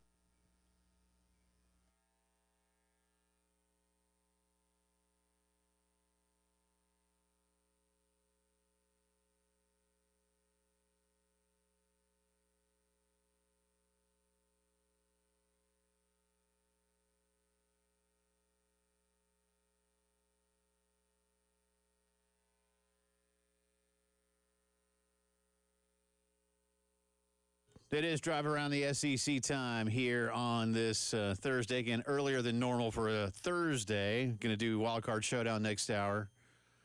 Little different schedule. Again, yours truly will be out tomorrow. So Terry, kind enough to allow me to come in here and just screw up the whole clock. Appreciate you, man. By the way, didn't you and Brewer rag on me a couple weeks ago and I used the word peruse, which is kind of like the word take a gander? I don't remember that. No? No. Huh. Maybe I was We would never make fun of you, Ryan Brewer and I, about your choice of vocabulary. No, you guys have never taken a shot at me. Never. We would never do that to you. I appreciate that. We are mesmerized by your wordsmithisms. Thank you. Here's a word for you, and I'm not picking on this You guy. can't say it because of FCC violation. No, not his Watch fault. yourself, Phillips. But you ever heard of Mark Wazakowski? You think, like, was that the guy from Monsters, Inc.? I believe. No, Mark Wazakowski is one of the, according to Chris Lowe of ESPN, well, now of On 3, excuse me, formerly of ESPN, now of On 3, based in Knoxville. He covers football, but he's been all over this Tennessee baseball story. Mark Wazakowski is the current head coach of the Oregon Ducks and could be I would say co-leading candidate to become the new head coach of the Tennessee He's done a baseball nice job team. at Oregon. Josh Elander is the associate head coach. That's the guy I couldn't think of yesterday. Now, he is not the interim. Their pitching coach, Tennessee's pitching coach, Frank Anderson, will be the interim coach until whenever. But he's not in the running. It doesn't feel like it. And the way Chris wrote his piece on On3 today, it didn't feel like they were going to go too far away. Now, Mark Wasikowski has a tremendous resume. As a player, he played at Pepper. He's from California. He played at Pepperdine. He won the World Series as a player in 1992. He has coached at Pepperdine. He has coached at Florida. He has coached at Arizona as an assistant for many, many years. He was a longtime assistant to the great George Horton at Oregon. Then he went to Purdue to take over that program and, Big Ten baseball. And then he has been at Oregon since 2020, and they've not yet been to Omaha, but they've been to 2 supers. Yep. He's got some high draft picks. He's doing a good job. And look, I know Oregon's in the Big Ten now. Oregon can recruit California. Oregon wants to be good. Oregon State has become a really elite program, and Oregon is doing their best. But his name is there. I still think it's going to be Josh Elander. I do too. I just think Elander's going to get the game. He is there. He's, again, associate head coach. He works with catchers and hitters. Has a tremendous recruiting reputation, and that matters. But at the same time, Terry, there's a feeling, I suppose, that because Tony Vitello has turned this program into such a popular, powerful, reputable, elite baseball program, that turning it over to someone who's never been a head coach could prove risky relative to someone, again, like Mark Wasikowski, who, as I said, won the World Series as a player, has been a high-level assistant at some terrific baseball schools for many years, and has been a head coach himself now for 9 years. I get it. So, and if they go past these guys, I don't know. I suppose Danny White will do more than just interview these two, but as you know, and a lot of you that didn't know about Chris, and Chris has been on our show many times, there are very few people that are as connected to some things that go on in Knoxville than Chris. Chris and Jimmy Hyams, Wes Rucker. I mean, those guys. I mean, they're in it, man. They're as tight as they can get. So if Chris is putting that out there, that it's kind of these two guys, that makes a lot of sense. So we'll keep an eye on that. I feel like, because Elander he was whispered about the South Carolina gig when it came open. I just feel like he's kind of been lockstep with Vitello. Been with him. I mean, he came over with Tony. They were together at Arkansas. They've been together a long time. So, here's the thought process. Well, like Danny White might say, look, we love the way this thing's going. His lieutenant's been a big part of this, Elander. It's a seamless, we're going to keep going the way we go with our attitude and our culture, and guys won't jump in the portal because, this guy's got the rapport with them and everything else. So I see why you would do it, but again, I'll go back to what happened at Texas A&M. When Schloss took off for Texas, you promote the hitting instructor because the players love him, and the players won't leave because you keep this guy. And last year was a failure at A&M. You're always taking a chance when you put the unproven guy in. Now, could Elander be phenomenal? Absolutely. But you are always taking a risk when you just take the loot. Because you know what? Sometimes you're a great lieutenant, which you're a crappy general. Yeah. I mean, we've seen it. So we'll see. Yeah, it could go both ways. But it's interesting. But if you went and got Wasikowski, that'd be a good get, man. His time guy at Florida matters, and he spent. Let me go back and look, y'all. Hang on one second. He spent 3 seasons at Florida. It's been a while, 99 through 2001, but he has at least experience in the Southeastern Conference. Maybe not today's SEC, but he knows what he's doing. He knows what he's doing. So we'll see where it goes. But Tennessee looking for their new coach because, again, if you missed it, Tony Vitello is not just leaving for the major leagues. He is leaving to become the manager of the San Francisco Giants. Speaking of SEC baseball, Kevin O'Sullivan is taking a personal leave. He released a statement through the university that says, I appreciate the support of the university and the athletic department. I have some personal and family issues that need my full attention at this time, end quote. Chuck Girolamo is the associate head coach of the Gators. He will be the interim head until O'Sullivan comes back. Said Scott Strickland in his statement about this. Coach O'Sullivan has our full support as he takes the time he needs to focus on personal matters. We appreciate his openness in communicating this decision and respect his need for privacy. Obviously, he made some news at the end of last season with his rant and some antics his over meltdown, in Conway. Felt like, yeah. Don't know that this has anything to do with that. And hopefully he's okay. I don't if it's something personal or medical or anything like that, hopefully whatever it might be. But interesting that Kevin O'Sullivan will take some time away as fall ball is underway down in Gainesville. And finally, real quick, just looking ahead to the weekend ball games. Not as great a slate this week. We do though. The only ranked versus ranked games in college football this weekend are all SEC games. Mm-hmm. So there are some good. Listen, I'll just start with what I think. This is the craziest thing. One of the craziest things we're ever going to say. The marquee game of the week in the Southeastern Conference is Missouri visiting Vanderbilt. Do you know? Yeah, you might think it's Mississippi and Oklahoma, but I don't think it is. I think the marquee game of the weekend is Missouri and Vanderbilt. I really do. I really do. It's funny that that's even a debate. You know what I'm saying? Here's the thing. Ole Miss, Oklahoma is number 8 at number 13. Mm-hmm. Missouri, Vanderbilt is number 15 at number 10. But the element of, I don't know what, surprise, the element of the underdog. Mm-hmm. There's a word I'm looking for that I can't quite find in my head since you called me a wordsmith. But Mississippi, Oklahoma, okay, that's a great game. It's a great game. But who thought Missouri Vanderbilt would ever be a top 15 matchup? And it is. And Vandy's in the top 10. It's great. Mm-hmm. Vandy, by the way, 2.5-point favorites. Oklahoma's a 5.5-point favorite over Mississippi. I will personally say I am more intrigued by the Missouri Vanderbilt game than I am the Mississippi Oklahoma game. Call me crazy, Terry. Go ahead. That's fine. You're crazy. Thank you. I knew that. Which one do you like better?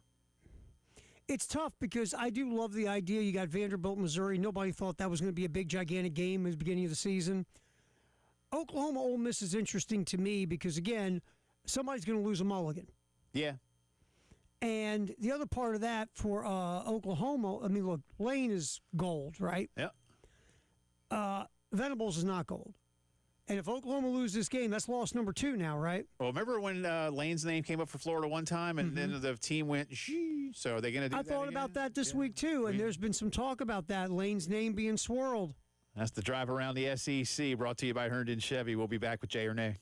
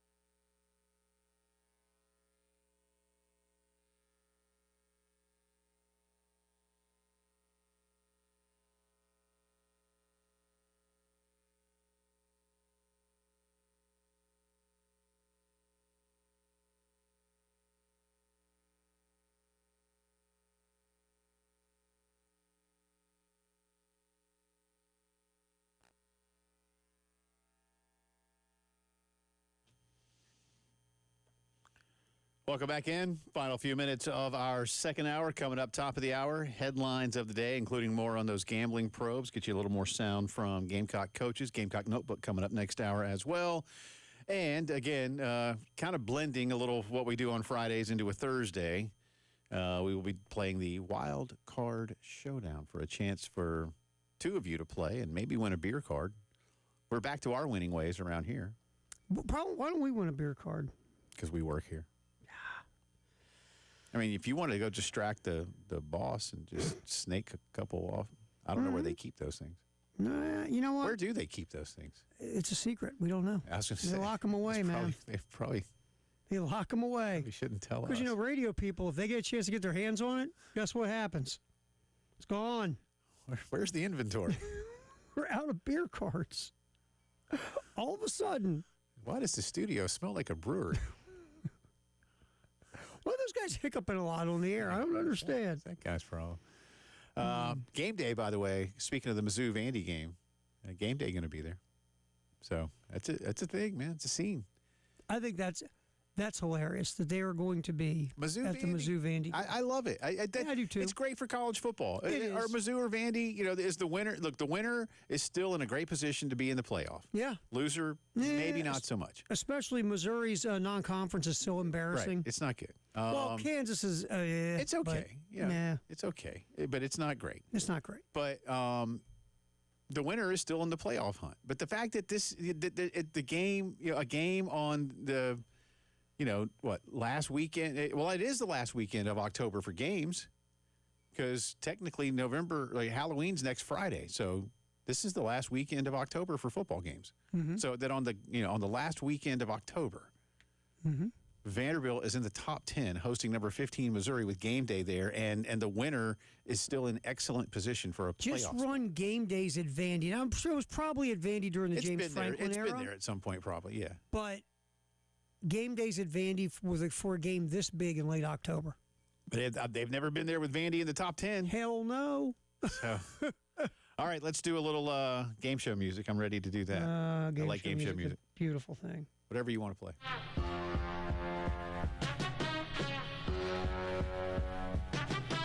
Little dating game. Thank you. You know, Ravens head coach Brian Billick was in the dating game. He lost. Oh, yeah? Wasn't Steve Martin on the dating game? There were people in the dating game that you would go, really? Yeah. If you're watching on video, I'm sorry. Please don't, turn that into a meme. You can't help it, man. It's catchy. If someone's going to get what you just did, it's catchy. And it's going to end up, it's going to be out there. I know. The Jay Phillips, the Jay Phillips dance. Thanks. All right, Jay or nay? Yes, let's do it. Head coaching vacancies. It's just Jay or nay. Would you take this job? Okay.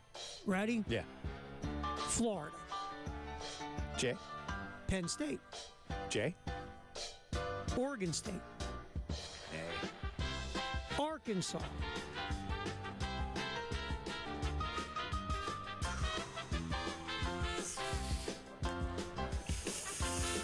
Yeah.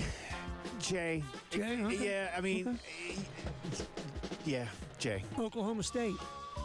Jay, that job has promise, man. I don't know what happened to Mike Gundy. That's just such a weird end of a good career. Especially what he had done for 18 straight years. Yeah, they had 10 win seasons, 12, 10 18 win straight seasons, bowl games.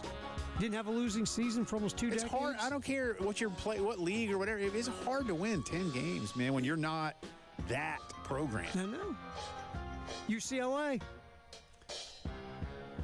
Man, you know what? Just nay. I wish. Here's the thing that gets me about both those schools, and Southern California is different. They both play in iconic ballparks that are nowhere near their campus. And it just feels hard to ever get anybody. I mean, Southern Cal, again, is very different. But UCLA is like, oh, yeah, we care. Do you? No, you don't. Not to be mean. I just don't think you do. You don't. You just don't. I don't think they do. No. So that's a nay. Virginia Tech. Jay, yeah, great job. Stanford. I would take the Stanford job, especially. Look, they do like their football. They like their sports. It's hard to be great at football at Stanford because Stanford is such a just amazing school. And they don't really drop the bar. Well, your expectation level isn't super high. No, it's not like Notre Dame, because Notre Dame doesn't drop the bar either, really. They drop it a touch, perhaps. But Dan Patrick asked Mike Golick, like, hey, if you didn't play football, would you have gotten into Notre Dame? And I think he said, hell no. Colorado State, sir. It's a good starter gig. Yeah, Jay, I'll take that. Okay. That's a Mountain West gig. UAB, you got to follow the great Trent Dilfer. UAB cares. Jay, yeah. They, again, that's a starter job. And finally, Kent State. Hey, Lou Holtz and Nick Saban went there, so Jay. There you go, man. Yeah, why not? You did a lot of J's. You take a lot of jobs. Well, there's some good football out there. Hour 3 coming up.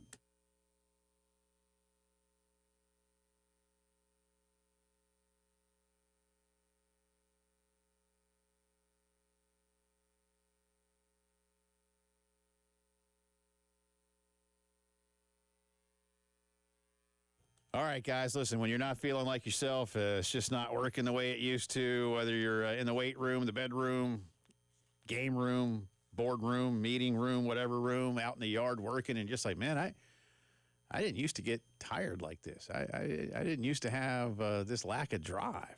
What's going on? Why is this happening to me? Well, it's probably because you're getting older and things are changing in there, and it's time for you to go do something about it because you can.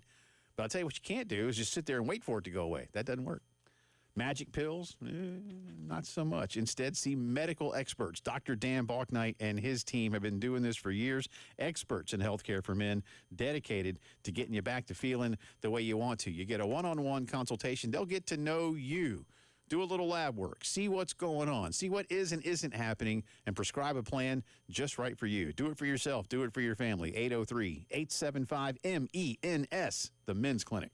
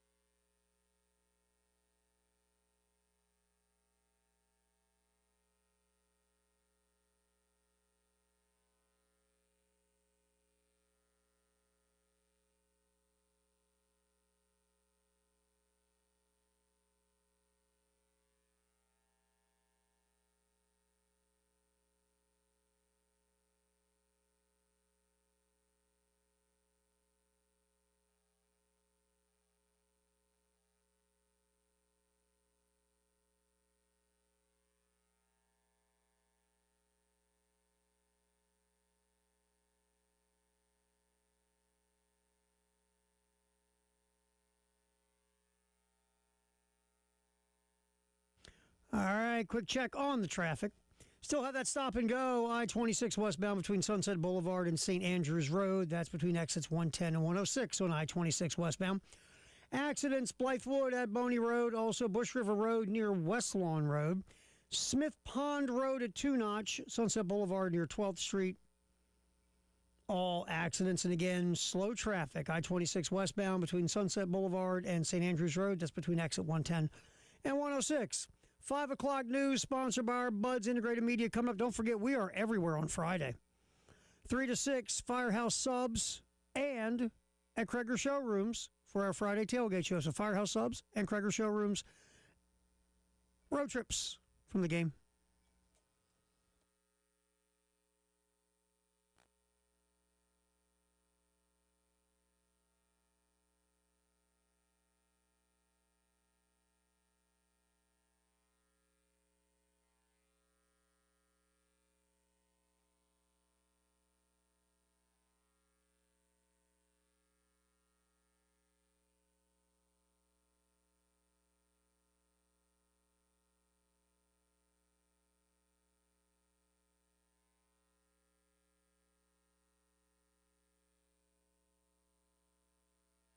It is 5 o'clock news time on this Thursday. Welcome back in. Also, the final hour of the post-game show alongside Terry Ford. I'm Jay Phillips.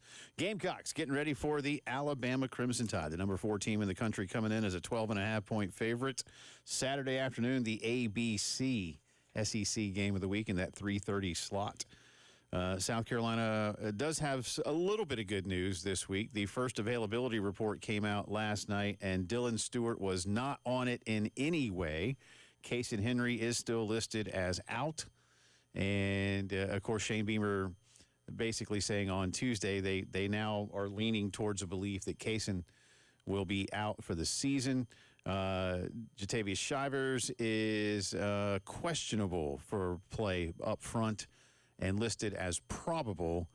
D-tackle Monkel Goodwine and offensive lineman Nolan Hay. So should get a couple of those O-linemen back. Casey Henry is out.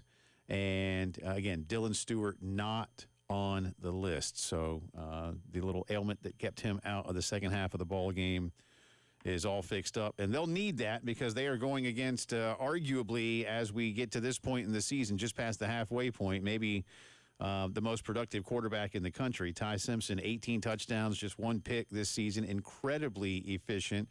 And Clayton White yesterday was asked if prep for a game like this changes when the quarterback is a guy that makes all the throws. Not really, because most quarterbacks that we play at this time of the year can kind of, stretch the field with their arm and their legs or whatever system we're playing. But obviously, his quarterback, he's doing a really good job now. So you definitely, you shouldn't have to practice that much different, but we have to keep our guys aware that he will come back to the backside out route or comeback, or just make sure we're not falling asleep on the backside of any concept. Or like he's an athletic quarterback as well. He's very poised in the pocket. They do a great job of letting him stand upright back there. So we have to cover a little bit longer down the field this week and just make sure we do a great job of our leverages and understanding where our help's at. It's going to be a tall task. They can also run the football very well. Obviously, a loaded line. And in this one, and Terry, one more, please, sir, real quick. Right behind it, number 16. I think this is going to matter. South Carolina has a very good defense this year. Terry, you've talked about it a lot. Their efficiency numbers have consistently been around the top 20, top 25 in the country, which is, of course, almost the reverse of where some of the offensive numbers are. But here's Clayton White on his guys keeping their confidence. I think it starts individually. Starts with, myself. I have to walk in the building every morning with chest high, chin high, shoulders up, and make sure I'm standing tall at all times, because I do believe that I can influence someone else. That's kind of my job, really, is to influence others in the room and people around me. So I hope that, my confidence, myself, and some of our staff's confidence is rubbing off on our players, and I hope that's the same thing all throughout the building. What we would definitely want to be, we in the SEC. With college football coaches, with college football players. Regardless of what's going on in life and in football field, you got to get up the next day and keep it going. So you're not gonna, if you don't have confidence, it's a great chance it's not gonna be a good day for you. So we really want to make sure we stand tall at all times. Again, Carolina, a 12.5-point home underdog. We'll have more from Clayton and from Mike Shula as part of the Gamecock Notebook coming up in just a little bit. Meanwhile, South Carolina has an exhibition game tomorrow night in women's basketball. Gamecocks will be at home taking on Anderson tomorrow. And today, and let's see how much this holds, but today, Coach Dawn Staley did confirm her initial starting 5. Now, the good news is, Terry, that she could have about 4 or 5 combinations of a starting 5 with this roster. Absolutely. Even with Chloe being down this season. But as for now, Dawn Staley says her starters will be Raven Johnson, Tessa Johnson, Joyce Edwards, incoming superstar transfer Tanaya Latson, and Medina Okot will be in the middle. So that's the starter for now. It's interesting. You'll see a lot of rotation. Certainly think that Adele Tack is going to get her minutes. I think Miriam Dowda is going to get her minutes, down in the paint. There's going to have to be a lot of combinations. So, we know Joyce can play down there and do some things, in that 4 role. But for now, Raven, Tessa, Joyce, Tanaya, and Medina are your starting 5 for South Carolina. Since we're spitballing on this really quick. Okay. So Chloe Kitts would be in the starting lineup if healthy. She would be there, and Medina would not. I would think the other 4 would certainly be there. Well, it's interesting, too, because you see Tessa, right? Yeah. Now, Malaysia Fulwiley left, and one of the reasons we thought she left is she wasn't guaranteed to be like the starting point guard, right? There was no guarantees. In fact, I would say she probably was not going to be. So would she have been in the lineup ahead of Tessa? No. Or see, that's the point there. Because Tessa, I don't think so, man. Listen, look, Malaysia's awesome. Look, Tessa can shoot the rock. Yeah. Let's just get that out of the way now. Malaysia Fulwiley can't shoot the ball like Tessa Johnson. No, Now, she turns the ball over. That's the thing. Malaysia Fulwiley make a great play and a not so great play, then turn right? the ball over. And turn the ball over. And Dawn, you could see Dawn saying, "Listen, I can't have you turning the ball over." And Tessa Johnson can shoot it really well. Might not have the all-around skill set that Malaysia Fulwiley has, but you know what she doesn't do a lot of? She doesn't turn the ball over, and neither does Raven. And Tessa, listen, I've said it before. Tessa's the assassin. She hits the kill shot. She's that player. She's got ice. She's that ice. player. And I love Malaysia Fulwiley. I hate to see Malaysia Fulwiley leave, especially to where she went. Oh, yeah.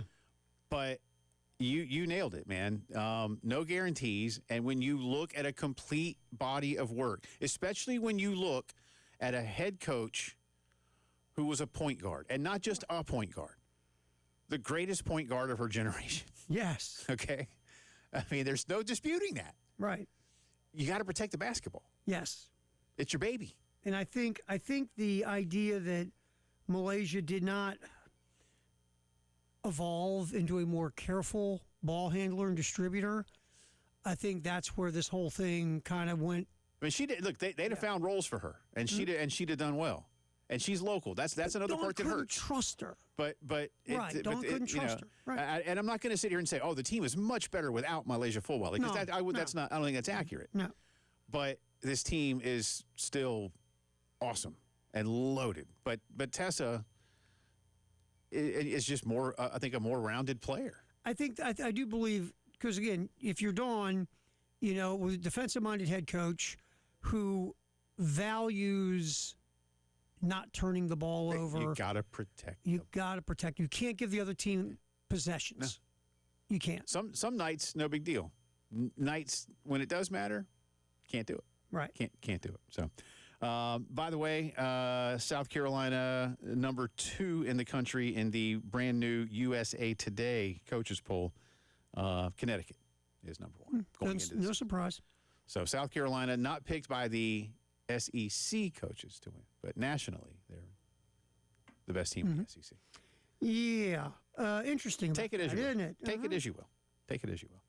Thursday Night Football tonight. Terry, the Vikings, you ready? I'm going to use one of my classics. The Vikings are at the Chargers. Will there be more Viking fans that travel from the Twin Cities to L.A.?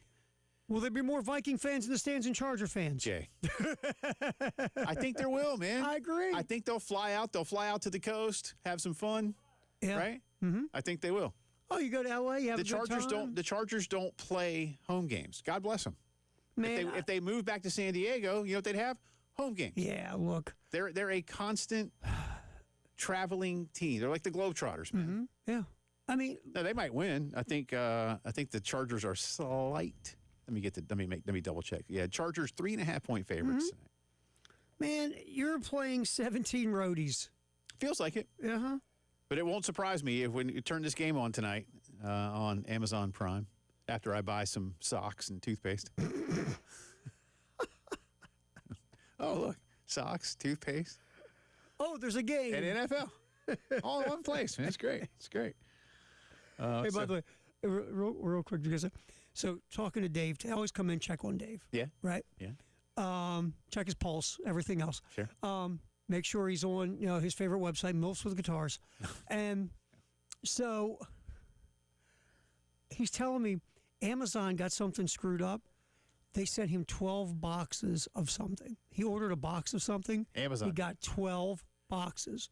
And he said, and they refund his money, right? And he says, I'll send it back to you. And they go, no, we can't take it back now. Yeah, they don't take refunds. So basically, we'll give returns, you your money because we see clearly you ordered one, not 12. Yeah. But you can keep all 12. Well, good for you, Dave. Not a bad deal, right? Yeah, I guess not, man. Where do I find the other 11? What is it? I never. You know what? You don't want to Yeah, know. I don't want to know. You don't, But anyway, you know what? You'll have to go to break if I tell you what. Vikings at Chargers tonight. Game kicks off a little after 8:15.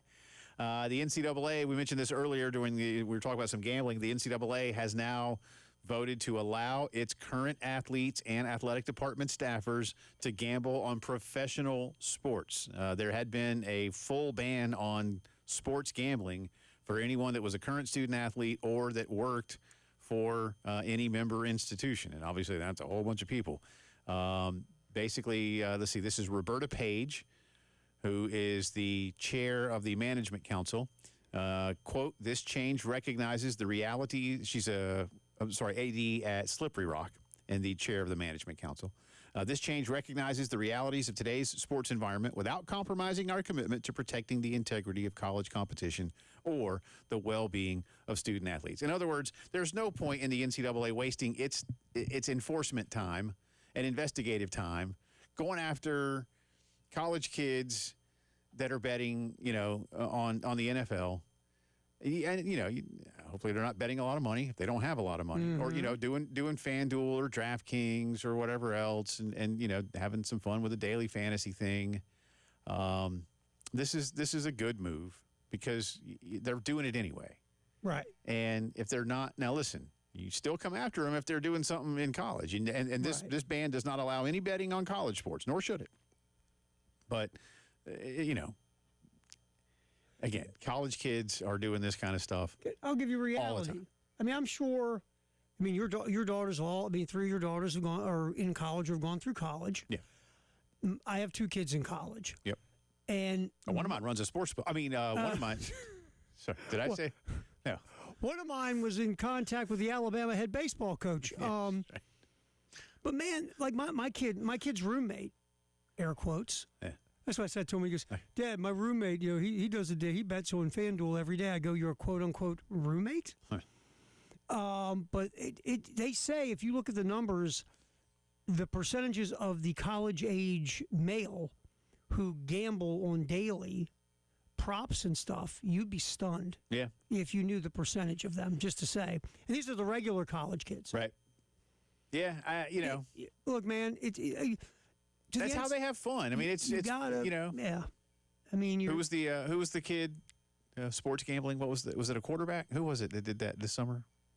Yeah, they wanted to get in trouble. Oh, it was and he put it out on social media. He was kidding with Was it Mateer? It was Mateer. Yeah, it was Mateer, Oklahoma. Yeah. It was. This is for my gambling or wagering sports or whatever. Gambling. And that's when you and I said, man, the things we would have said. Oh, absolutely. If I owed my buddy some money on Venmo. I see these Venmo things. I go, the stuff I would put out there when I was young, man. Uh-huh. Again, there's a whole big story. We went in great detail on it earlier. I won't get into it now, but Chauncey Billups, again, former Detroit Pistons star, NBA champion, great player at Colorado as a collegiate player, and now the head coach of the Portland Trailblazers, arrested on a mafia-involved gambling ring where basically he was hired to sucker people into playing high-stakes poker, only to have those players' cards able to be read by X-rays and specialized glasses with marked cards, where 4 of the 5 New York crime families may have earned upwards of $8 million, including $1.8 million from one particular gambler. He's been arrested. Current Miami Heat player and former Hornet Terry Rozier arrested for potentially bowing out of a game with an over-under situation on prop bets. It's quite a story, and it's very detailed. Former player Damon Jones, who played with LeBron in Cleveland, accused of actually giving gamblers information on LeBron. a couple of seasons ago. This is an FBI investigation that is quite literally coast to coast, and involves a lot of people. 34 people were arrested as part of this today, but some very high-profile NBA names on there. That's our that's our headlines of the day. Gamecock Notebook coming your way next.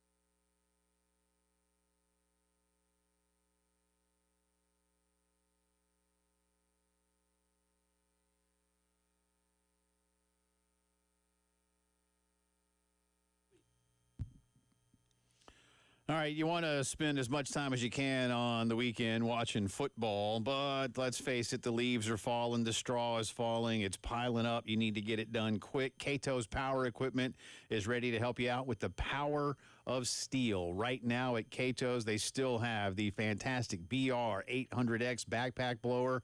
$50 off now, less than $600. Also $50 off if you're out there. Maybe you're getting some firewood done. The legendary Steel MS250 chainsaw, now just $379. You can see these, pick them up, feel them, hold them in the beautifully renovated showroom at 4012 West Beltline Boulevard, where I have gotten my saw, my awesome new Toro blower, and, of course, my Toro mower. Love all of them. They've got a lot of great things, whether it's Gravely, Steel, Toro. Get your turf game day ready. Cato's Power Equipment is ready to help you out. 4012 West Beltline Boulevard and catospowerequipment.com.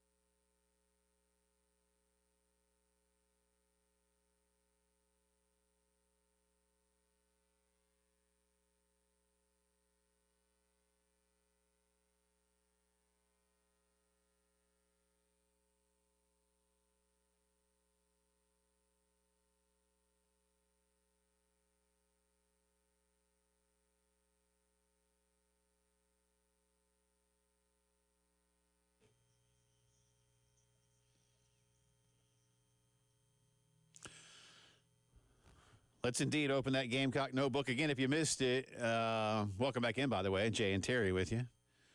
I want to get to our, will you pull up the poll question? Because I think that's a good topic for us as well, sir. No, I really don't feel like it, bud, but thanks. Hey, I just note to program director, not interested in social media polling. Just putting that down for future reference. I'll hit this for you. Because it's an interesting little question we threw out to the fan base today. Yeah. While you pull that up, I was going to say, availability report, if you missed it, again, we did this in the news, but if you missed it, you're just getting in the car a few minutes ago. Casey Henry is listed as out. And once again, Carolina O-lineman likely done for the season, according to head coach Shane Beamer from the Tuesday press conference. Fellow offensive lineman Jatavius Shivers listed as questionable in the first availability report last night. And at probable, D-tackle Monkel Goodwine and offensive lineman Nolan Hay, who's been playing a little center as well. Dylan Stewart is not on this list at all. So that's good news. Very positive sign. And, of course, Shane will have more to say tonight at 7 o'clock. Yep. And then we have Thursday Night Football. So 7 o'clock, Shane. Again, Thursday Night Football Vikings at the Chargers. Yeah. Look, I mean, health-wise, you can't feel better than you are. I mean, yeah, losing Casey Henry stinks, but think about where they're at health-wise. I mean, they've had some dings on the offensive line through the season, but going into this week, you're pretty healthy as a football team overall. So yeah, overall, I agree. I mean, everybody gets, banged up. It's a collision sport. Yeah.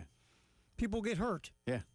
So, but right now, you're going to get everybody back pretty much on the O-line except Casey Henry. You're healthy at wide receiver, in the backfield, your quarterback, your D-line, linebackers, defensive backs. Everything's health-wise in pretty good shape. Pretty much. I mean, Cisse missed a couple games early, but, I mean, by and large. He's been the best all-around defender on the team. I think there's a big case for that. He's been everything you want him to be. Absolutely. Defensively. Yeah. Really nice player. Yeah. He's going to get a chance to play on Sundays. Yes. Yeah. Now, to what degree, I don't know, but he's going to get a shot to play on Sundays. I agree. Absolutely. The school's been pretty good about churning those guys out. They do okay at defensive back, don't they? Yeah, they do. Yeah, they do. They do. All right, here's the poll question of the day. Oh, good. You decided. Yeah, you know what? Once you didn't want that. I know what it is. You didn't want the program director to holler at you. Once you threaten me with that guy. Oh, you don't want him. He's a miserable dude. Well, no. He's a miserable guy that needs a life. I don't feel like getting hassled by him. One of those two things could be true. As far as you know. Poll question of the day. Yes. What's your fan temperature going into the Bama game? And here are your choices. And this is at 1075 The Game, our Twitter X, whatever the hell you want to call it. I call it Twitter. So, me too. Here are your three choices. Bummed, but still invested. Okay. Still hopeful for a big November because, Shane Vember is a real thing. Yeah. 3, moved on to 2026. Oh. All right, hold on. Before you... Uh-huh. So, bummed but invested. Mm-hmm. Looking forward to November and on to next year. I'm already on to next year. Yeah, I'm not going to do on to next year. If this was start, bench, drop, I would start... I guess we're not doing that since it's a poll. Give me the middle one. Give me the November. Okay. I would be bummed but still invested. I would not be happy with what the season is, but I'd still be invested for the season. Yeah. That would be me. I'd be bummed, but I'm still in. Yeah. Right now, 12% are still hopeful for November. Oh. 43% have moved on to 2026. Whoa. 44% are bummed but still invested. And we're already over 900 votes. We've only been doing it for roughly about 5 hours. So you have 19 more hours to vote on the poll. As Elijah Campbell walks in. So what I would have chosen is 12%. Is way back. Mm-hmm. I mean, I suppose if you're looking at November, then you're still technically invested, but and everybody should be bummed. Look, you got those 2 non-con games to end the season. It's not going to get you to a bowl without an upset somewhere in one of these next 3. That's the problem. Yep. Now I'll throw this at you, because Elijah and I were talking about this, and then we got into something about David Letterman and Jon Stewart. Went down a rabbit hole. Thanks to Chris I love Logan. talking about But David thanks to our Letterman. production director. It started with a Norm Macdonald clip on social media, and then we just our little get together went in the crapper. You know that, right? Well, as we'll often do sometimes, it'll take a life of its own. Well, what Elijah and I have decided that maybe we need to shut the door. People are like, oh man, it's getting serious in there. There's something really important going on, and really, we're just talking about Norm Macdonald. Norm jokes. Macdonald. Anyway, then we got into some Bill Hicks. It just got sideways. Wow. All right.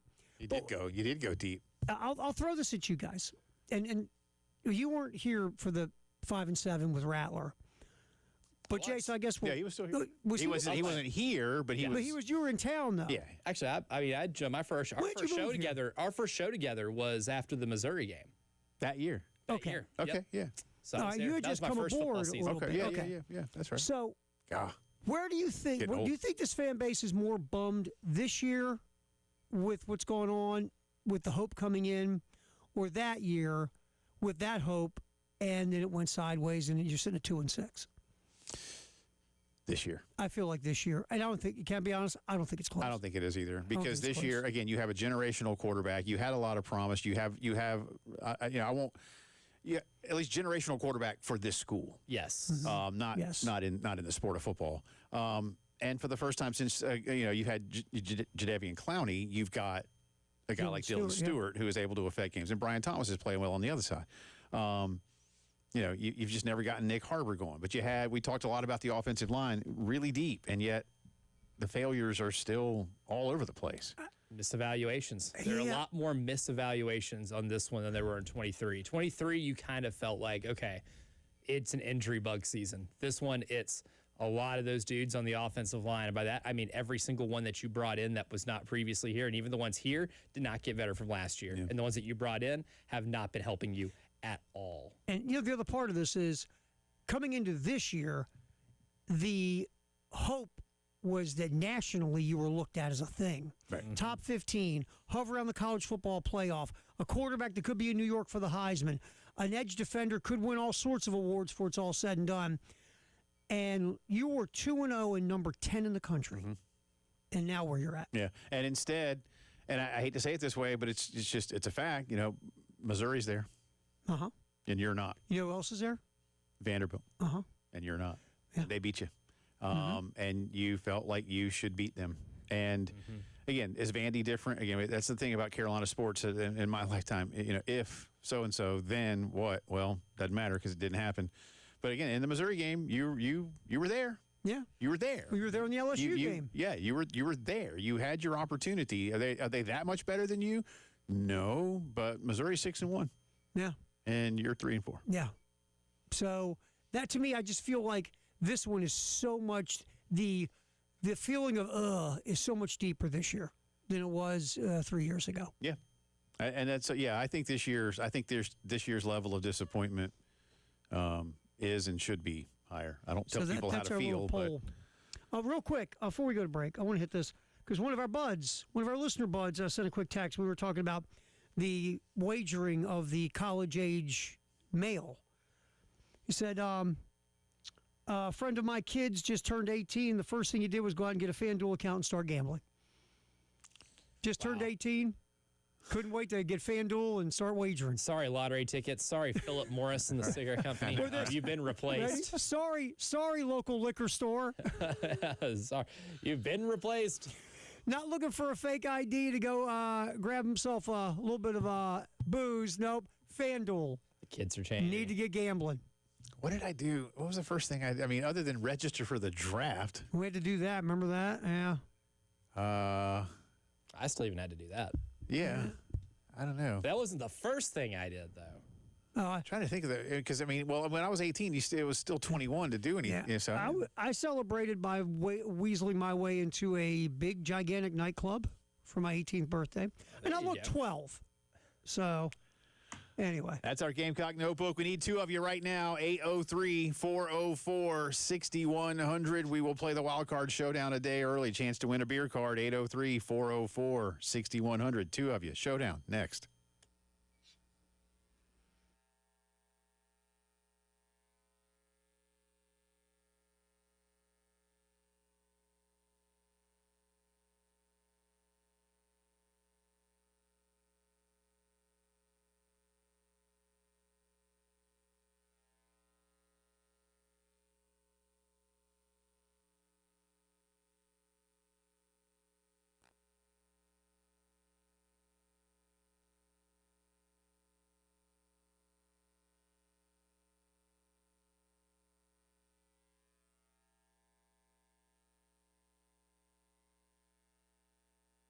CHW Cabinetry with Star and her crew.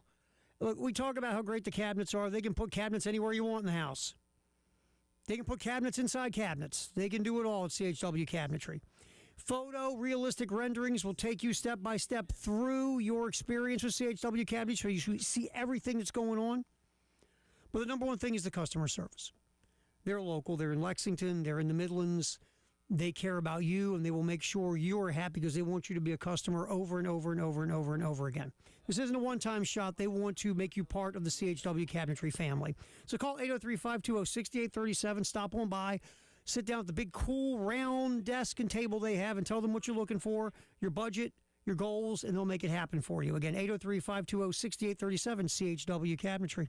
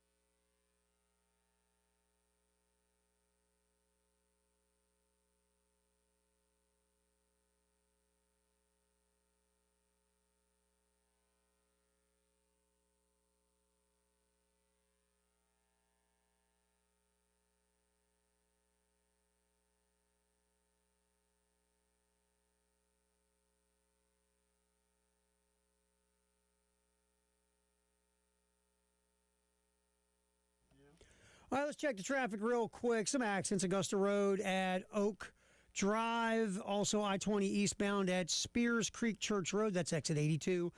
I-77 southbound at Killian Road, exit 22. Smith Pond Road at Two Notch as well. And, of course, the construction that drives us all crazy. Wild Card Showdown is next on the postgame show. Jay and Terry and Elijah and a host of thousands on the game.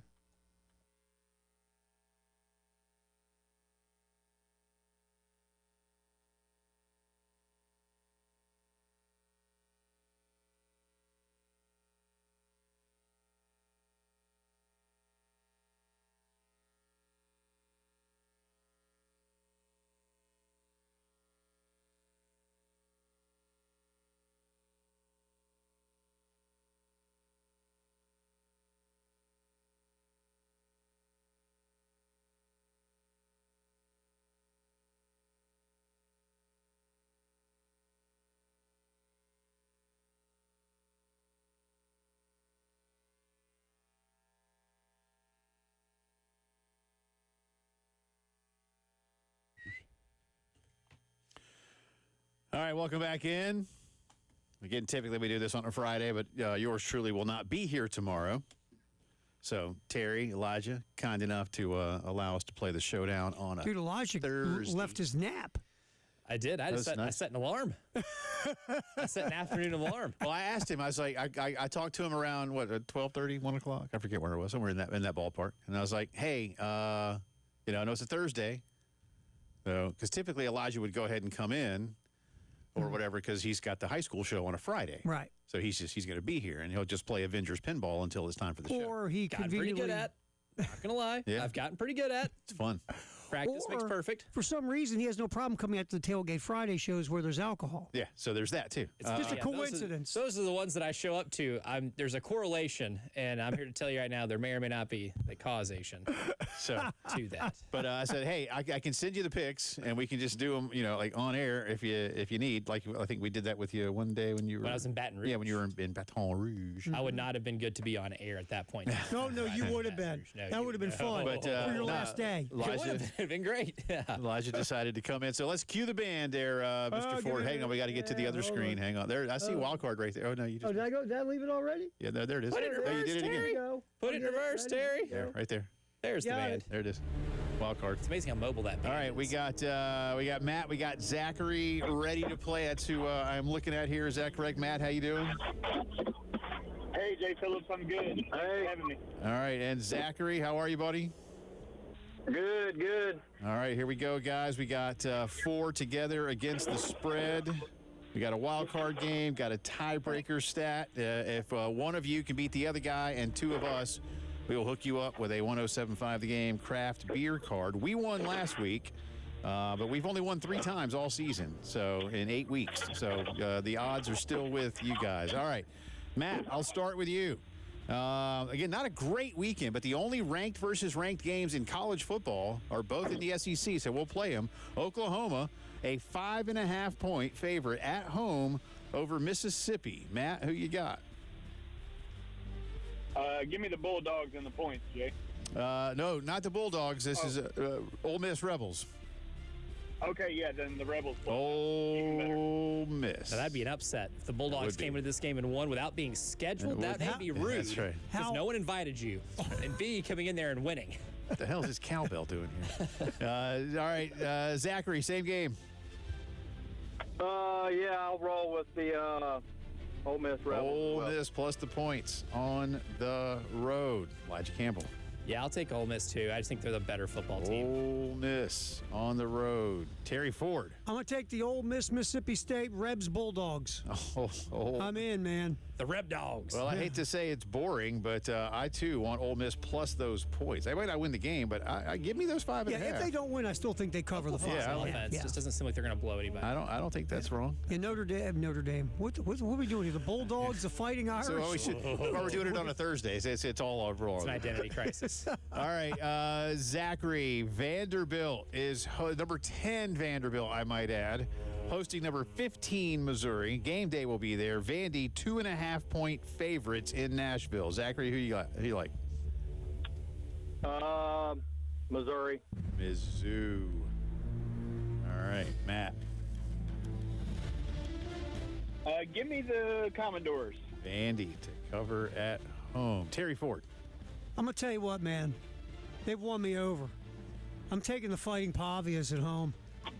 I am so torn on this because this is the exact kind of game that Eli comes in and spoils the party.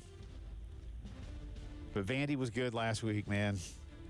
And this is up to Clark Lee now to get it done. I'm with you, Ter. I'm torn, but I will take Vandy by 3 to cover that 2.5. I mean, they have just. I mean, seriously, they've won me over. They're very good. coached. No, they're very good. They know who they are and who they're not, and you have to. They don't beat themselves. Right. No. They really don't. The only time they did is when they lost to Alabama. But yeah, go ahead and light my fire, Jay Phillips. I'm taking the doors. Look what you did there. Love it. Love it. All right, boys. Did you write that one down for today? That one's been up here for a while. To the NFL we I never go. get to pick 'em. Hey, since you're so creative, I'll just let you keep going. I'll start with Elijah on this one. The Packers, 3.5-point favorites at home over the Steelers in the Aaron Rodgers Bowl. Pack is whack. Steelers went outright. Ooh. Wow. That was my early game underdog challenge pick for this Wow. week. Is that yours? Okay. That was mine. Good for 3.5 points. All right. I'll take it. Terry Ford. You know, this is the kind of game that a Tomlin team goes in and wins at times. It Especially really at is. home. And the Packers have not, since they beat the Lions, the Packers have been very underwhelming. I picked them to go to the bleeping Super Bowl. I'm going to take Steelers. Steelers. Got it. High levels of getting away with it the Packers have had the last few years. Berg. All right. True. Same. Let's see. I'll go last on this one. Matt, who you like in that one? Green Bay 3.5 over the Steelers. Give me the Steelers to cover that one, Jay. Steelers to cover. All right. That's 3 for the Steelers at home, as we said. Zachary, same game. Yeah, give me the Steelers as well. Steelers as well. Well, I don't. Man. You know what? You gonna buy the? You gonna do buy it, the Jay? land? Here's the thing. I don't like the 3.5. Yeah, I know. Same here. I mean, I like things that Packers bother you by that- I could go Packers by 1. Like I could see. Yeah. All right. Dadgummit. That's another clean sweep across the board. We got to have some separation. It's a here, guys. boring Thursday. So far, Hey, it's that's this what the is, wild card thing is for. it could be here. All right, and then our final NFL game: Eagles 7.5-point favorites at home over the New York Football Giants. And I'll start with Terry Ford. You know, man, the Eagles, I mean, last week they kind of got it together-ish. I think the Eagles win, but the Giants cover. All I'll right. take the Giants cover in the 7.5. I Giants. think the Eagles win the game. To cover, I think the Giants have all of their soul sucked out of them by the Denver Broncos. I will take the Philadelphia Eagles to cover it. I will also take the Eagles to cover it, just because I think they might have figured something out in the past game, and the Giants, like magical pixie dust, can't go on forever. All right, Zachary, Eagles 7.5. Yeah, give me Philly. Philly, Matt. Yeah, give me Philly. It's a revenge game, and then, like you said, Giants lost their soul last Yeah, weekend. they did. It's their soul. So I'm the only guy their taking soul is 7.5. sitting I like somewhere. this. Giants Island. I like just this. Well, I'm with floating over the Jackson Rocky Dart, and I'm Mountains. with weird Brian Dable. All right, Can I wow. swim off this island? Wild card time, Matt. You have got again not a great slate, so sorry about this. Not my fault. I'm not the scheduler. South Florida in a big game, 4.5-point favorites over Memphis. Both teams 6-1. Mm-hmm. And it's in Memphis. Yeah, let me get the Memphis Tigers to cover that one. Jay. Memphis plus the points at home. I like that pick. Home dogs. Yeah. Zachary, you have got the Washington Huskies 3.5-point favorites at home over Illinois.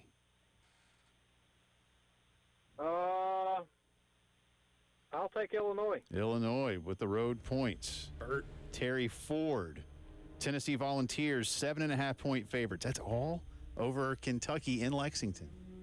Seriously, you got to ask me about this? Tennessee. Please. I got begging you. Tennessee. I have got A&M 2.5-point favorites at LSU. At LSU. You got that one? LSU being a home dog is a rarity. But they can't score. That's the thing. It It's a can't. right team is favored. Oh, absolutely. It just does not happen frequently. Man. I can't believe you gave yourself this game. I didn't give myself this game. I draw these games out. Like I said, I can't believe you gave yourself this game. Damn it. A&M. They're going to, you know, this think you're is right. make or break for Elko. Wait a minute. Isn't it still October? It is. Yeah. Okay, A&M's okay still. We haven't flipped the calendar yet. Elijah gets Iowa State 2.5-point favorites over BYU. Ooh, It's at Iowa. It's in Ames.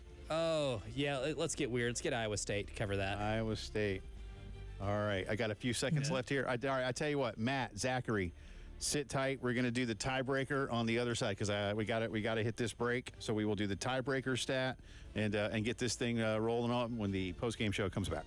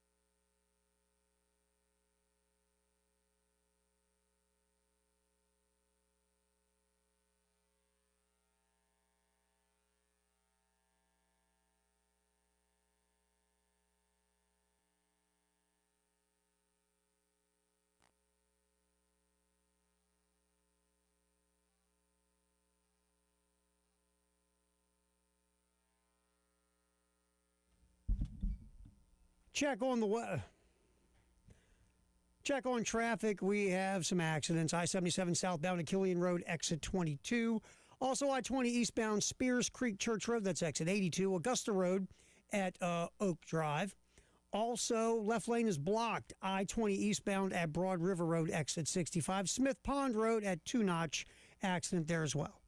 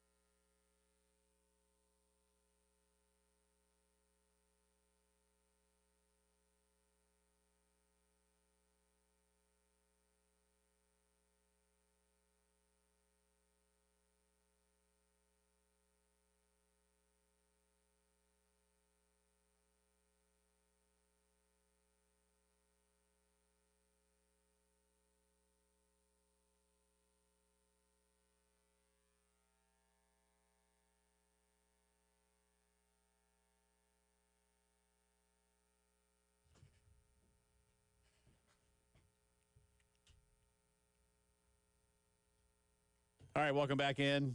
Jay, Terry, Elijah with you. Final. Oh, sorry. That guy. He already said his thing. Dude, you had your turn. Chris Logan, get out of Hey, here. dude.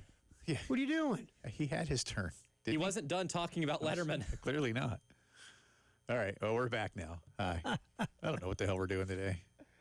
But it's still on the air, right? These are on? Yep, it's working.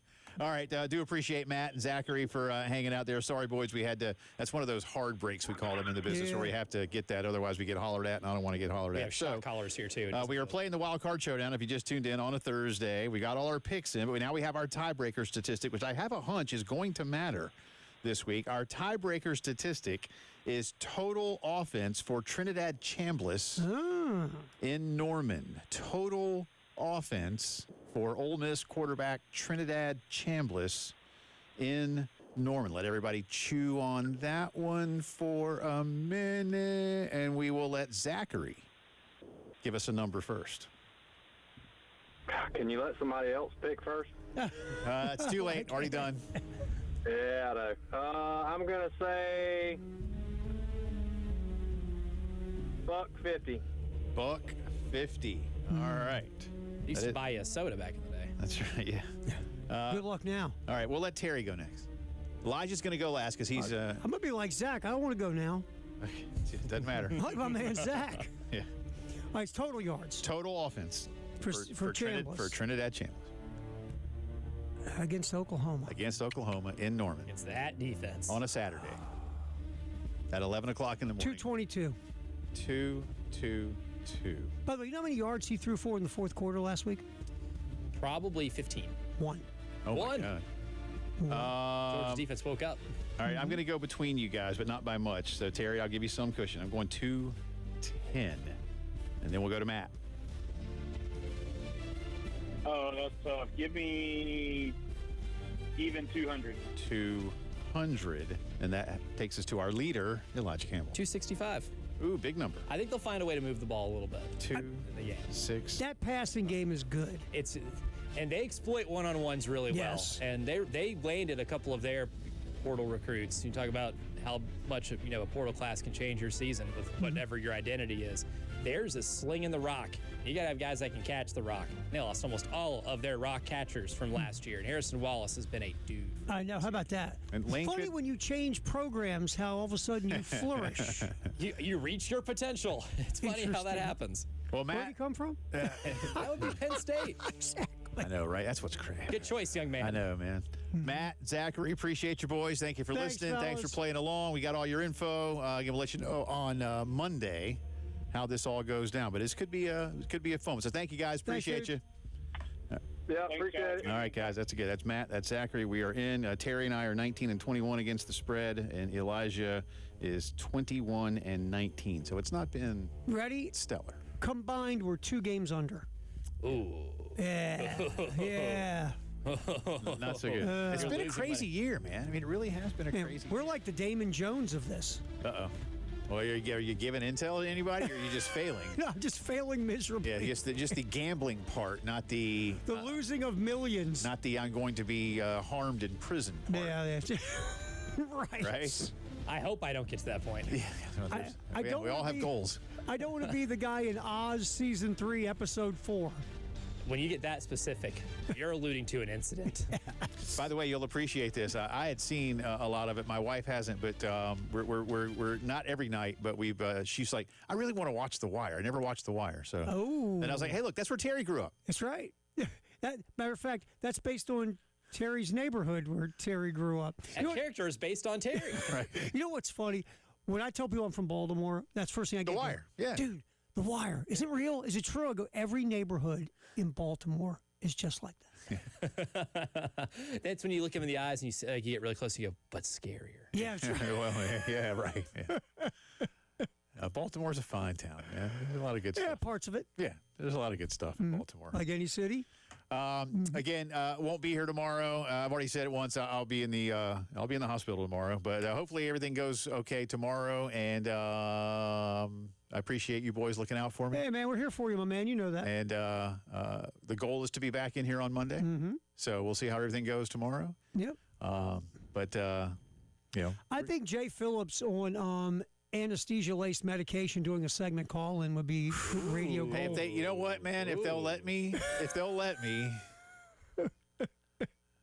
Do they still have? I don't even know if do they have phones in hospital rooms anymore? I don't know. It's been a while. Thank God, it's been a while since I've been in a I hospital don't even room. know if they have the little phone sitting on the table by your bed. Yeah, I don't know. It's like a rotary phone or something. Yeah. You'd be calling Domino's or something from there.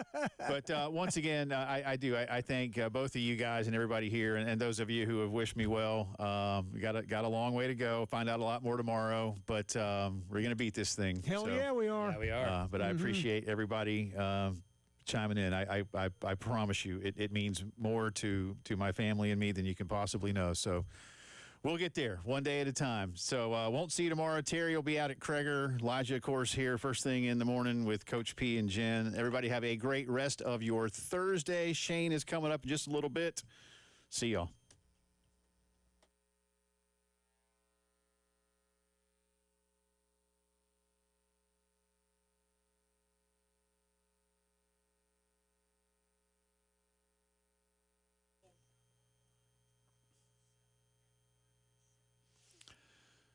And one final